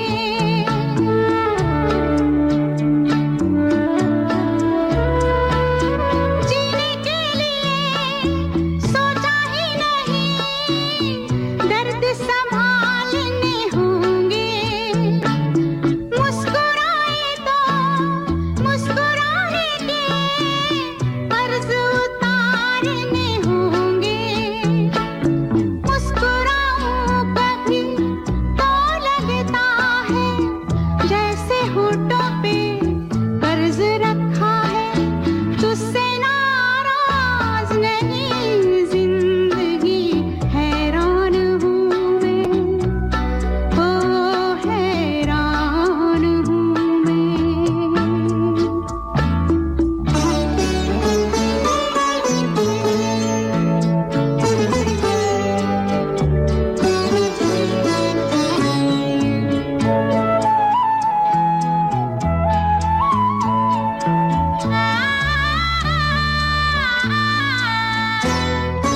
आज अगर घर आई है, बूंदें बरस जाएंगी।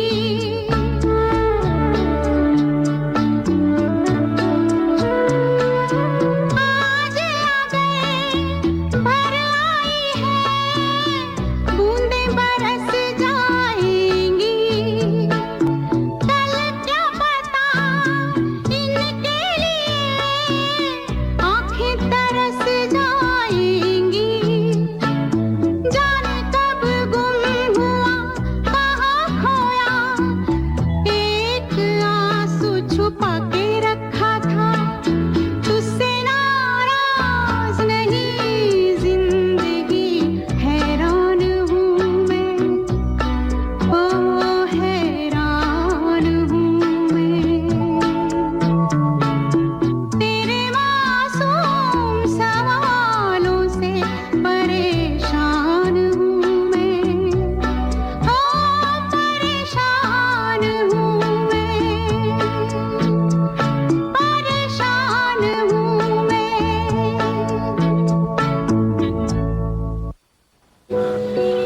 I am particular. Work, home, kids. Oh, life is so busy. Where is the time to cook? With Curry Master's complete curry mix, it's ready to cook with 3 simple steps and the curry is ready.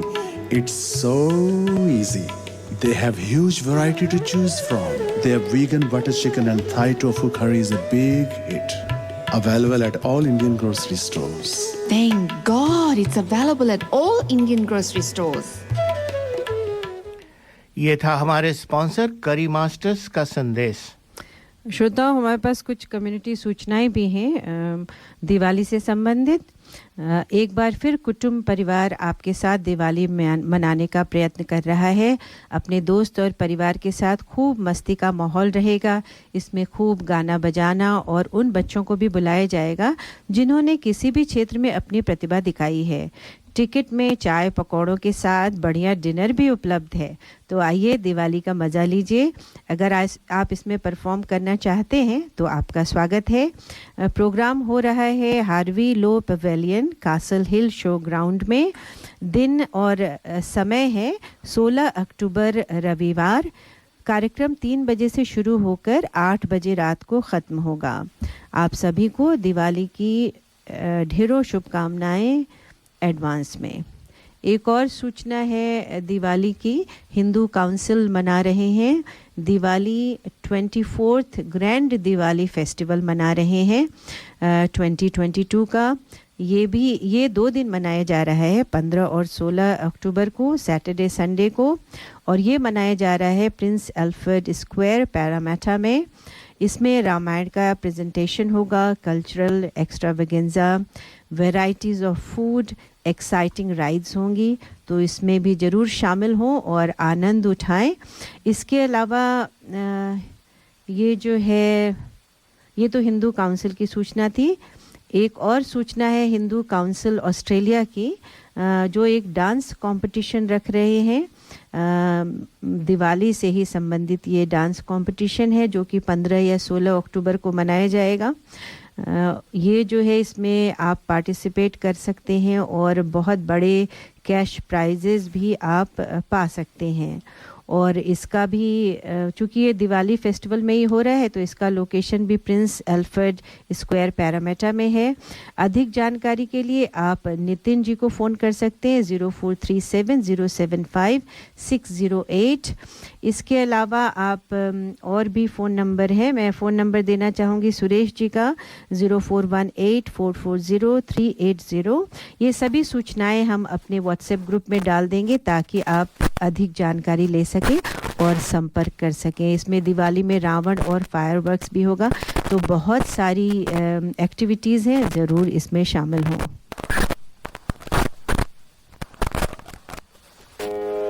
In Australia, if you're looking for a trusted banking partner who can connect you with your dear ones in India, then reach out to State Bank of India in Australia.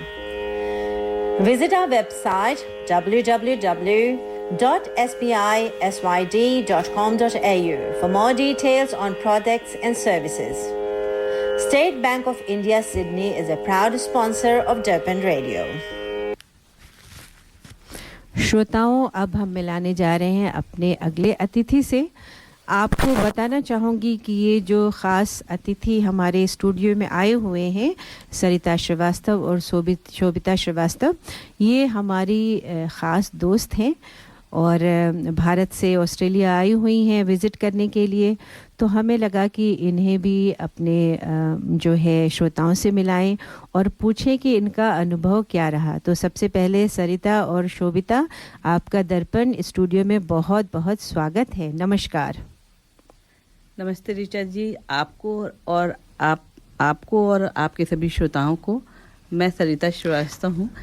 वैसे तो मेरा जन्म भारत के में उत्तर प्रदेश के एक शहर गोरखपुर में हुआ है जी। विवाह उसके बाद मैं विवाह के पश्चात मैं दिल्ली आ गई और अभी मैं नोएडा में रहती हूँ। चलिए, बहुत अच्छे हो। मेरे इंट्रोडक्शन पूछने के पहले ही आपने इंट्रोडक्शन दे दिया।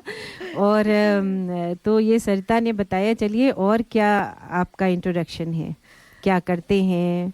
और जैसा कि आपने बताया नोएडा से हैं भारत में जी। और मैं बाय प्रोफेशन जो हूँ अभी इंश्योरेंस कंपनी में as a senior development manager हूँ। मैं ऑस्ट्रेलिया 24 जून में ऑस्ट्रेलिया अपने ब्रदर के वहाँ आई। मेरा जो प्रोफेशन है वो इंश्योरेंस सेक्टर से जुड़ा हुआ है, जिसमें मुझे लोगों को लाइफ सिक्योरिटी के लिए और उनकी जो भी उनका आगे का भविष्य होता है उसको सिक्योर करने के लिए बिल्कुल। देखिए, हम पहले अनिल जी से इसी विषय में बात कर रहे थे कि भाई सिक्योरिटी जीवन के लिए, जीवन की सिक्योरिटी कितनी ज़रूरी है। चलिए बात आगे आपसे करेंगे, लेकिन इससे पहले शोभिता जी से कहते हैं आप अपने बारे में बताइए कि भारत में कहाँ से हैं और आपका क्या प्रोफेशन है, क्या करते हैं, क्या इंटरेस्ट है। सबसे पहले मैं दर्पण रेडियो को सुनने वाले सब श्रोताओं की बहुत बहुत शुक्रिया उनको करती हूँ। मैं शोभिता श्रीवास्तव, मैं बेसिकली मैं गोरखपुर से हूँ और मेरे इन लॉज जो हैं वो लखनऊ के हैं और अभी पिछले 27 सालों से मैं महाराष्ट्र के नासिक शहर से में रह रही हूँ जी।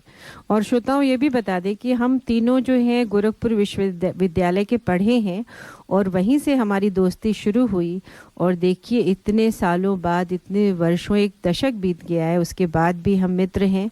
तो ये भारत में ही संभव है कि हम कहीं भी जाएं लेकिन हमारे दिल हमेशा ही जुड़े रहते हैं। तो सरिता और शोभिता दर्पण स्टूडियो में आने के लिए बहुत बहुत धन्यवाद। और आप दोनों अपने जीवन में इतना अच्छा कर रही हैं, मुझे देख के बहुत अच्छा लगा। तो आइए सबसे पहले शुरुआत करते हैं कि आप ऑस्ट्रेलिया में कहाँ कहाँ घूमे और कौन कौन सी जगह आपको पसंद आई। तो शुरुआत करते हैं सरिता से। ऑस्ट्रेलिया में मैं बहुत सारी जगहों पे गई हूँ और साथ में मैं कैनबरा गई जी, बॉरेल है, नॉर्थ एंड साउथ कोस्ट देखा जी। और यहाँ की खूबसूरती की तो मैं क्या तारीफ करूँ। यहाँ पे नेचुरल ब्यूटी की भरमार है जी। जिधर भी जाओ वो नेचुरल चीज़ें आपको रास्ते से दिखती रहती, जिसको मैं रास्ते के साथ साथ चलते चलते देखती रहती हूँ। यहाँ के डिफरेंट टाइप के जो हाउसेस हैं, घर जैसे बने होते हैं, उसके जो शेप एंड साइज कभी कभी रास्ते में मुझे इतने अलग दिखते हैं कि मैं अपने पेंटिंग की ख्यालों में खो जाती हूँ। मुझे बहुत ही खूबसूरत लगते हैं। हाँ श्रोताओ, मैं इस बात को विटनेस कर चुकी हूँ कि जब हम घूमने जाते हैं तो हम लोग तो यहाँ रहते हैं तो घर के शेप एंड साइजेस हमें इतने फैसिनेटिंग नहीं लगते हैं, लेकिन सरिता जो है वो बहुत वीडियो लेती हैं हर घर का कि इन्हें बहुत अच्छी लगती है इनकी छतें और दीवारें और डिज़ाइन जो है। तो मैं भी देखने लगी, मुझे भी लगा कि भाई इसमें कुछ नयापन तो नहीं है, लेकिन भारत की तुलना में आपको नया लगता है। मुझे तो बहुत आर्टिस्टिक लगता है, मैं सच बताऊं तो। चलिए अब पूछते हैं शोभिता जी से कि आप बताइए आपने क्या, आपको कौन सी जगह पसंद आई और कौन कौन सी खास जगह आपके जहन में है। ऑस्ट्रेलिया में मैंने बहुत जगह मैं घूमी हूँ। मैं Sydney, Canberra, Jervis Bay, south coastal, new coastal line और सिडनी में मैं जो है हार्बर ब्रिज और ओपेरा हाउस जो सिडनी का सिंबल है वो मुझे बहुत ही अच्छा लगा। बहुत ही मतलब डिफरेंट है, बहुत ही अच्छा है।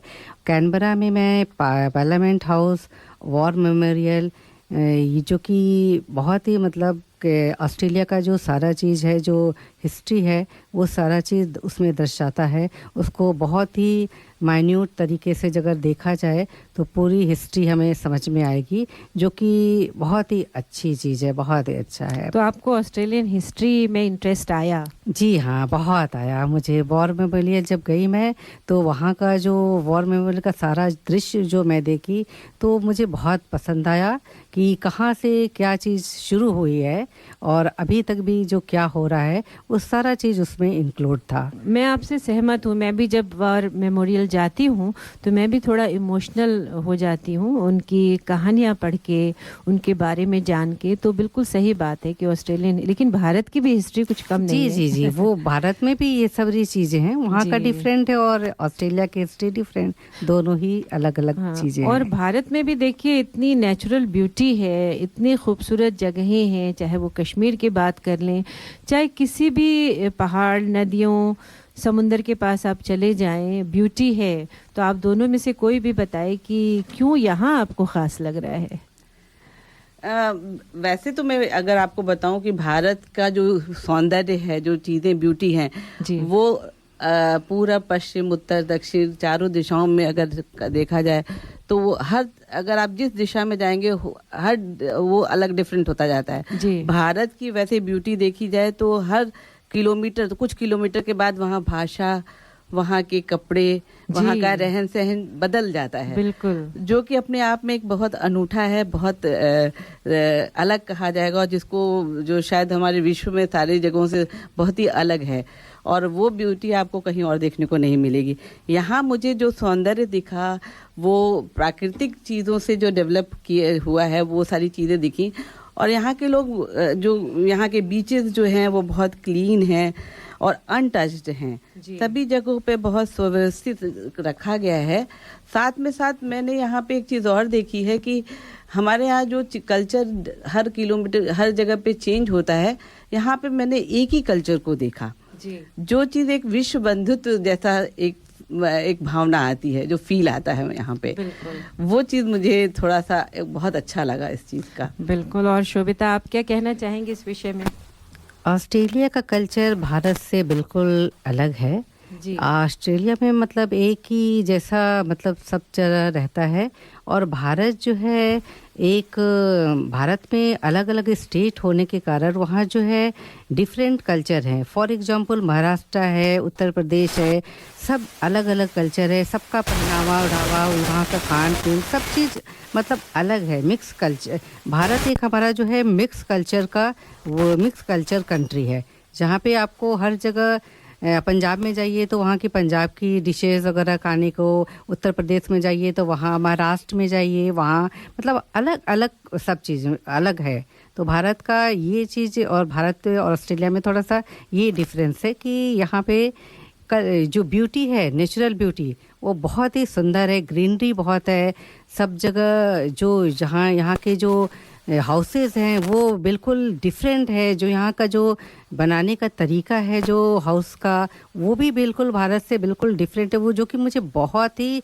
पसंद आया। और एक बात मुझे सबसे अच्छी लगी, जो यहाँ पे गार्डनिंग का सेंस है, जो लोगों का जो ग्रीनरी है, जो लोगों ने डेवलप करी है, वो बहुत अच्छा है। कि जो पेड़ लगाना है, आपको गार्डन को मेंटेन करना है, वो हर यहाँ के हर एक इंसान में वो चीज़ है। जो आप घरों में बाहर जाइए तो सबके घरों में गार्डनिंग का सेंस, मतलब हर जगह ग्रीनरी एक जैसे, बहुत सुंदर, बहुत सुव्यवस्थित दिखते हैं। आपको बता दें कि उसके लिए बहुत मेहनत लगती है। और मैं एक बात और कहना है, अगर आप बाहर निकलते हैं तो आपको एक जैसी सिमेट्री और बहुत खूबसूरत सा एक व्यू, क्लीननेस और हाइजीन, सब चीज बहुत, वातावरण बहुत शुद्ध, ये चीज बहुत अच्छा देखने को मिलता है। मैं एक बात और कहना चाहूंगी ऋचा जी कि यहाँ पर जो है सब ये चीज इसलिए संभव होता है कि यहाँ पे सब लोग जो है सेल्फ इंडिपेंडेंस है, मतलब उनको अपना ये काम खुद करना है, किसी पे ये नहीं कि आज आपके पास गार्डनर वाला आएगा तो साफ करेगा गार्डन, आपको रोड का क्लीन करना है, क्या चीज़ करना है, तो वो आपको खुद मेंटेन करना है। जो वातावरण है उसलिए सब शुद्ध और अच्छा रहता है। ये चीज़ मुझे बहुत पसंद आई। अगर आपको कोई काम भी करना है, जैसे मैंने यहाँ देखा कि पेट्रोल पंप पे है, तो आप अगर जा रहे हैं तो आपको खुद उतर के, जब तक आप पेट्रोल नहीं लेंगे तो आपको पेट्रोल नहीं मिलेगा। और इंडिया में क्या है, आपने गाड़ी लगा दी और पर्सन उतरेगा, गाड़ी भर जाएगा, आप बैठिए, वहीं से आप पैसे दे दीजिए, आप बैठे बैठे आपका सारा काम हो जाएगा। बट यहाँ पे जब तक आप खुद नहीं अफोर्ड करोगे, आपको कुछ नहीं होने वाला। ये चीज़ मुझे बहुत पसंद आई। चलिए, मुझे अच्छा लगा कि आपने कहा पसंद आई, नहीं तो कई लोग कहते हैं कि वो बहुत इन सर्विसेज को मिस करते हैं कि यहाँ पे नौकर नहीं है और हर चीज़ की सुविधा आपको ये मैं बीच में आपको बोल रही हूँ कि ये सारी चीजें करने से आप हमेशा फिट रहेंगे, आप एक्टिव रहेंगे। बिल्कुल, ये चीजें नहीं, बहुत अच्छा, आगे भी बातचीत करेंगे। चलिए एक ब्रेक लेते हैं और अपनी वार्ता जारी रखेंगे।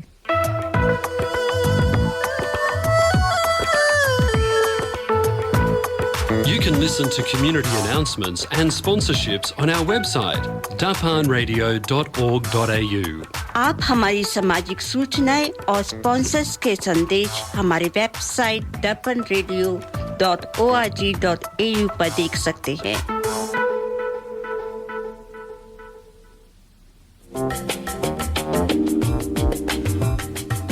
मैं करी masters the butter chicken packet Indian दुकान से लेके आया। ना मैं लहसुन, ना प्याज, ना अदरक, ना कोई मिर्च मसाला पाया। मैंने जब बनाकर अपनी पत्नी को खिलाया, उसने मुझे पति से पति देव बनाया और करी मास्टर्स के बारे में सारे शहर को बताया।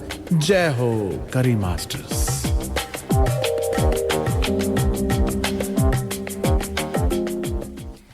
ये था हमारे स्पॉन्सर करी मास्टर्स का संदेश।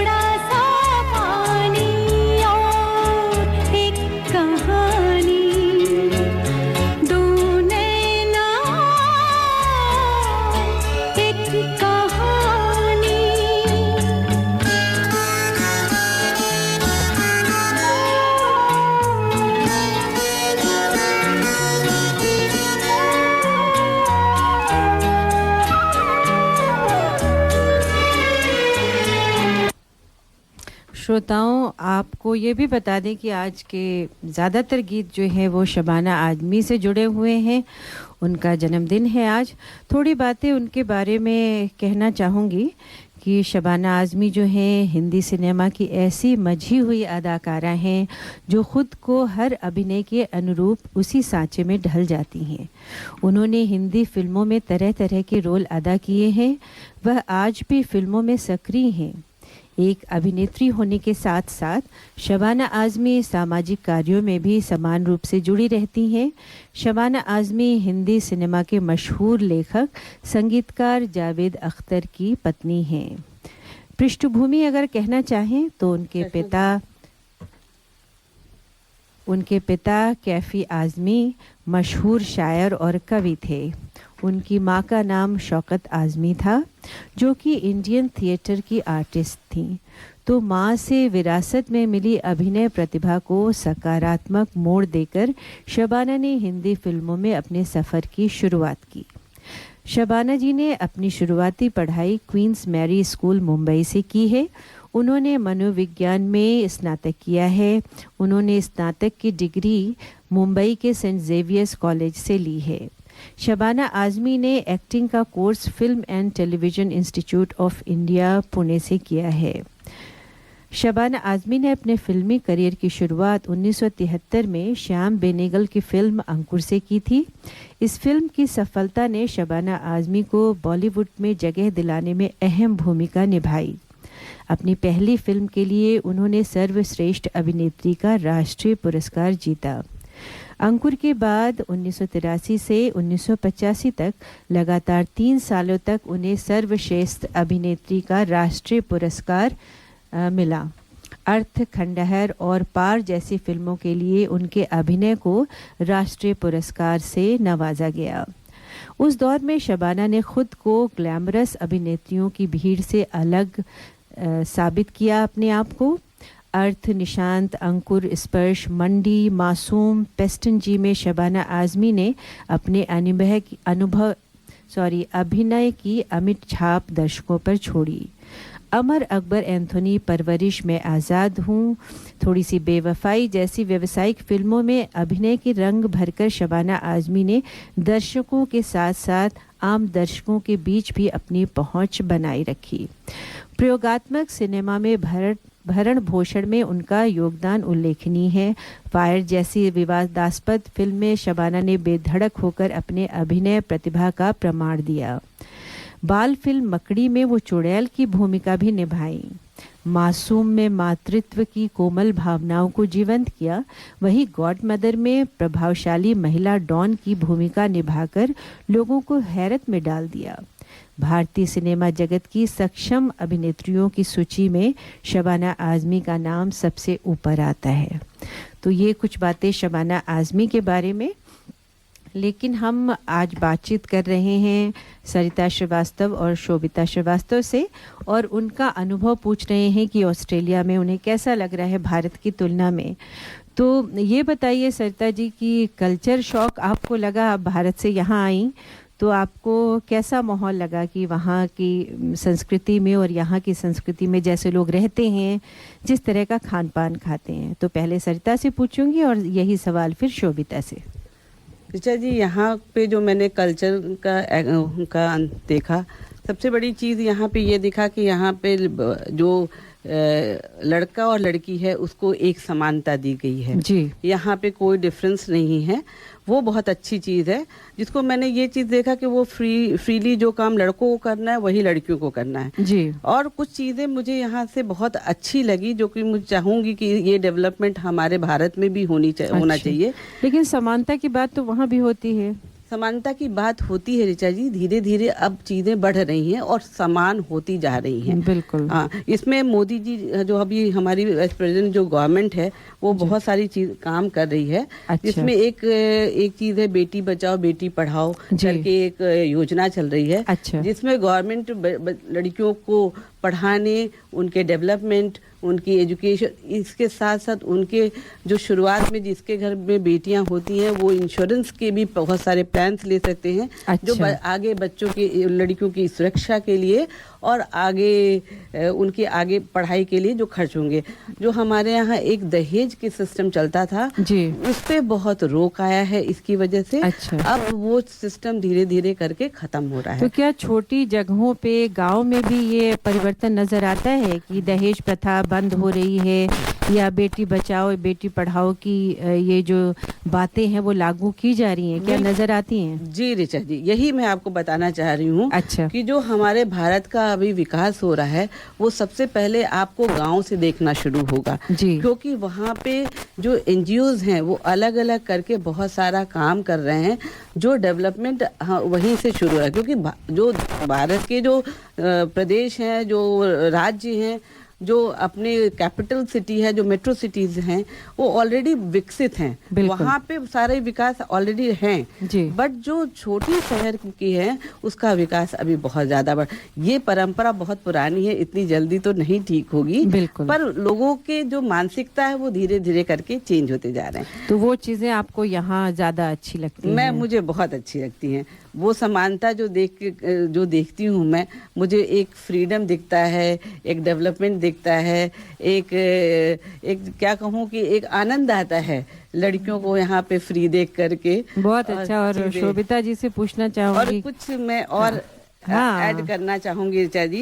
उसमें सबसे बड़ी एक चीज है कि यहाँ पे फिजिकली चैलेंज जो सीनियर सिटीजन के लिए जो एक काम करते हैं, जो उनके इक्विपमेंट हैं, जो उनके एक ऑटोमेटिक चलने वाली गाड़ियाँ व्हील चेयर्स हैं, वो मुझे बहुत अच्छी लगी। साथ साथ जो मदरहुड के लिए छोटे बच्चों के लिए जगह जगह टॉयलेट में उनका केयर के लिए जो चीजें दी गई हैं, वो चेंज रूम और बेबी की सुविधाएं जिसमें दोनों बहुत फ्री होते हैं। ये सुविधा देने से क्या होता है कि आप एक बच्चा जो आता है उसका डेवलपमेंट वहीं से शुरू हो जाता है, वहीं से आपकी एक सोच बदलनी शुरू हो। बिल्कुल, बहुत सही कहा। और शोभिता जी, आपसे पूछना चाहूंगी कि आपको कैसा लगता है जब यहाँ पे पति पत्नी एक साथ किचन में काम कर रहे हैं, जो कि भारत के बिल्कुल विपरीत है। वहाँ तो आप तो नौकर ही दिखेंगे किचन में।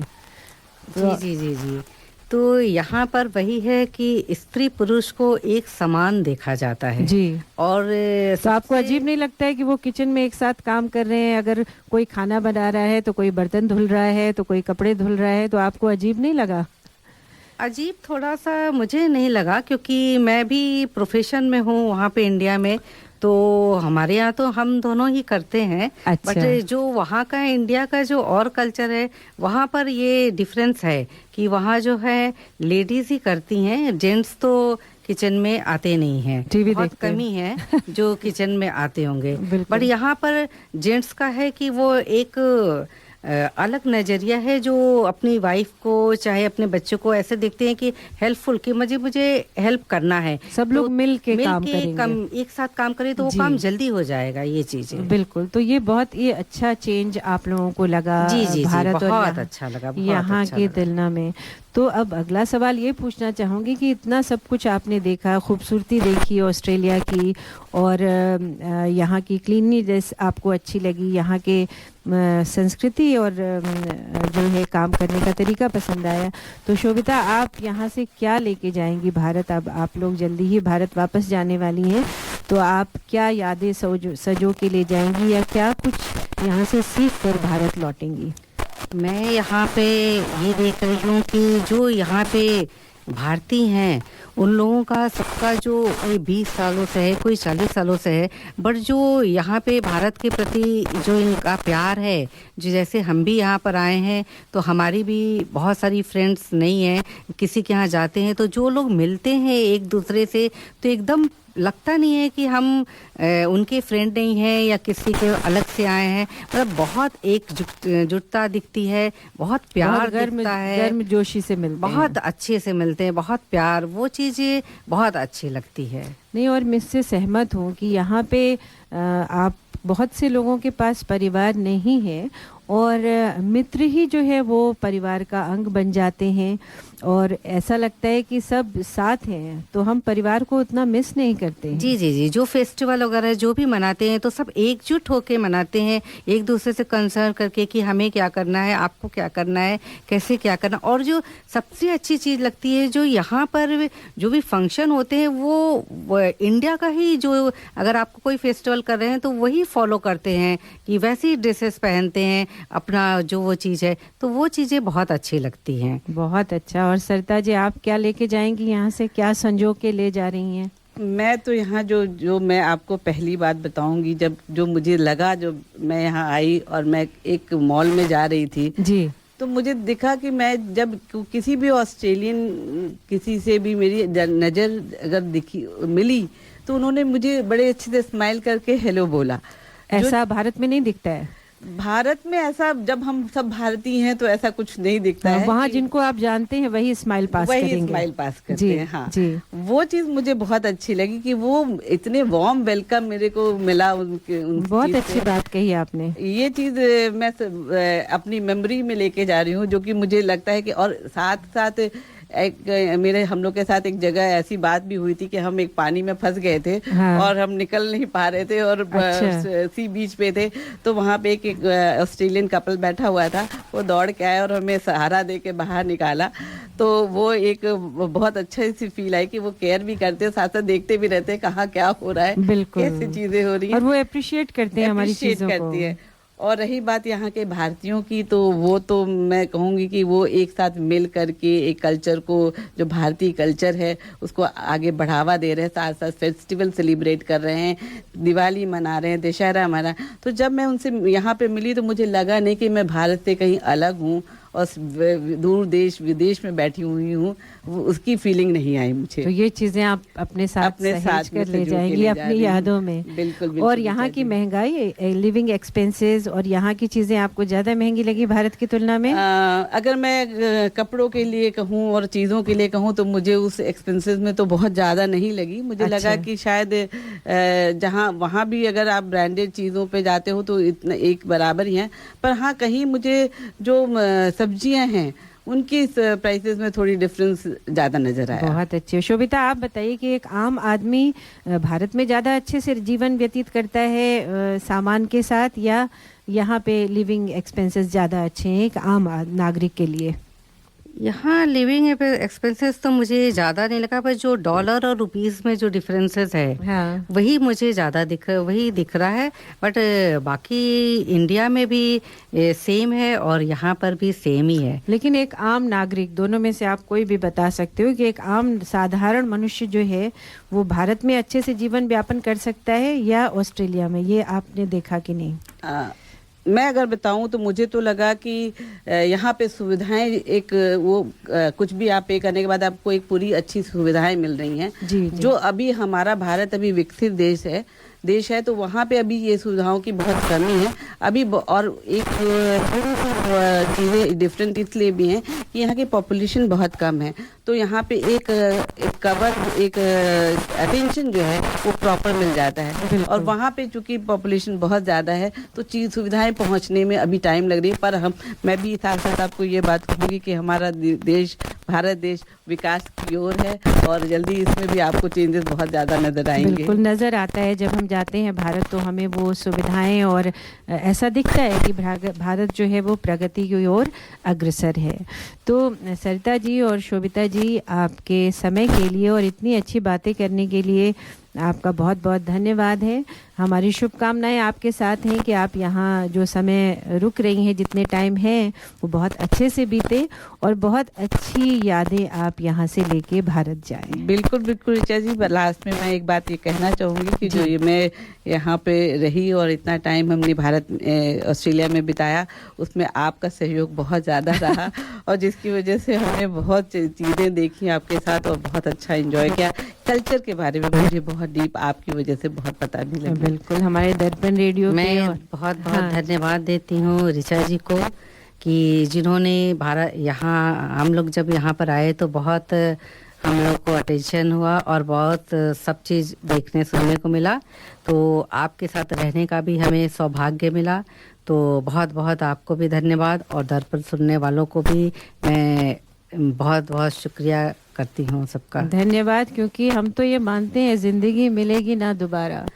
तो सभी दर्पण हमारी भी कुछ प्रश्न है आप लोगों से जो है कि आप लोग इंडिया जाएंगे, फिर आप आना चाहेंगे सिडनी, ऑस्ट्रेलिया, या फिर आप सोचेंगे हो गया अब तो एक बार देख लिया अब दोबारा नहीं आना है? हाँ, ये बात तो अच्छी है। ये बात आपने बहुत अच्छा सवाल किया और मैं तो आपसे यही कहना चाहूँगी कि एक बार जो भी ऑस्ट्रेलिया आ जाएगा उसका मन यहाँ बार बार आने का करेगा, क्योंकि यहाँ पे जो खूबसूरती है, चीज़ें हैं और जो यहाँ सिडनी का और यहाँ के लोग हैं यहाँ के इतने अच्छे यहाँ तो हम बार बार आना चाहेंगे। तो सभी आना और भारत में भी जो हमारे फ्रेंड सर्कल है जो भी है उनको भी आने को कहेंगे। और बहुत बहुत धन्यवाद सुनील जी, आपका भी चलिए भाई, बहुत बहुत धन्यवाद। दर्पण के सुनने वाले सभी को बहुत धन्यवाद। आपको सुनाते हैं। बिल्कुल। Work, home, kids. Oh, life is so busy. Where is the time to cook? With Curry Master's complete curry mix, it's ready to cook with 3 simple steps and the curry is ready. It's so easy. They have huge variety to choose from. Their vegan butter chicken and Thai tofu curry is a big hit. Available at all Indian grocery stores. Thank God it's available at all Indian grocery stores. ये था हमारे sponsor करी masters का संदेश।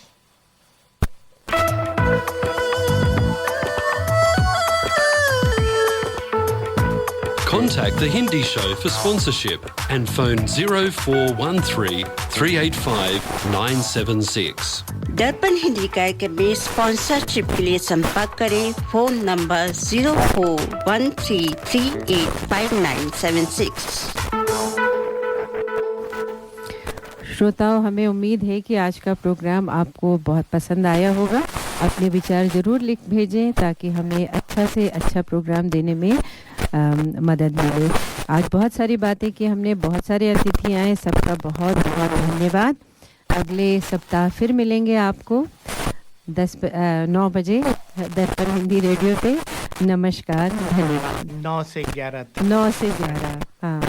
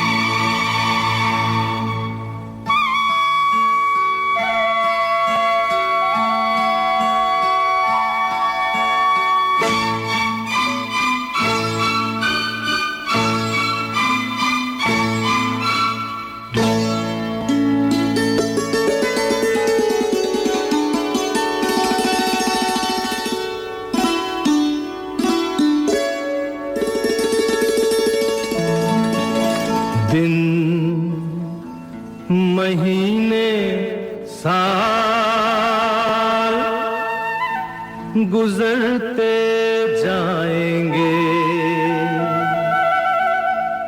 हम प्यार में जीते प्यार में मरते जाएंगे।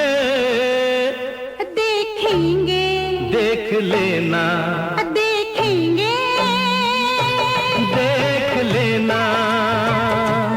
दिन महीने साल गुजरते जाएंगे, हम प्यार में जीते प्यार में मरते जाएंगे। देखेंगे, देख लेना, देखेंगे, देख लेना। दिन महीने साल गुजरते जाएंगे, हम प्यार में जीते प्यार में मरते जाएंगे। देखेंगे, देख लेना, देखेंगे, देख लेना। दिन महीने साल गुजरते जाएंगे।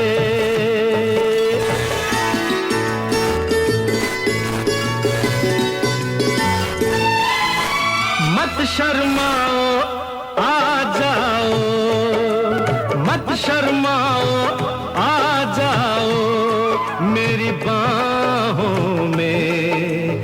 देखो अपनी तस्वीर मेरी निगाहों में। क्या हुआ अगर कांटे हैं अपनी राहों में, अपनी राहों में। इन राहों में फूल बिखरते जाएंगे, हम प्यार में जीते प्यार में मरते जाएंगे।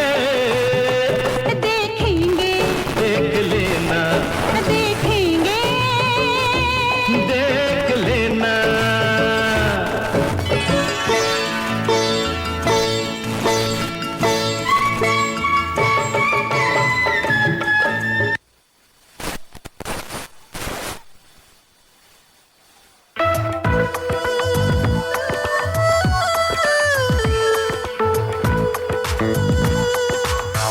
You have been listening to The Hindi Show.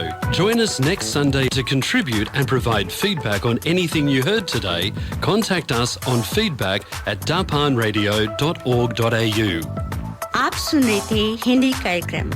हमें हर रविवार सुनिए सुबह 9 बजे से। अपने विचार भेजिए आज के कार्यक्रम के बारे में। ईमेल कीजिए feedback@darpanradio.org.au।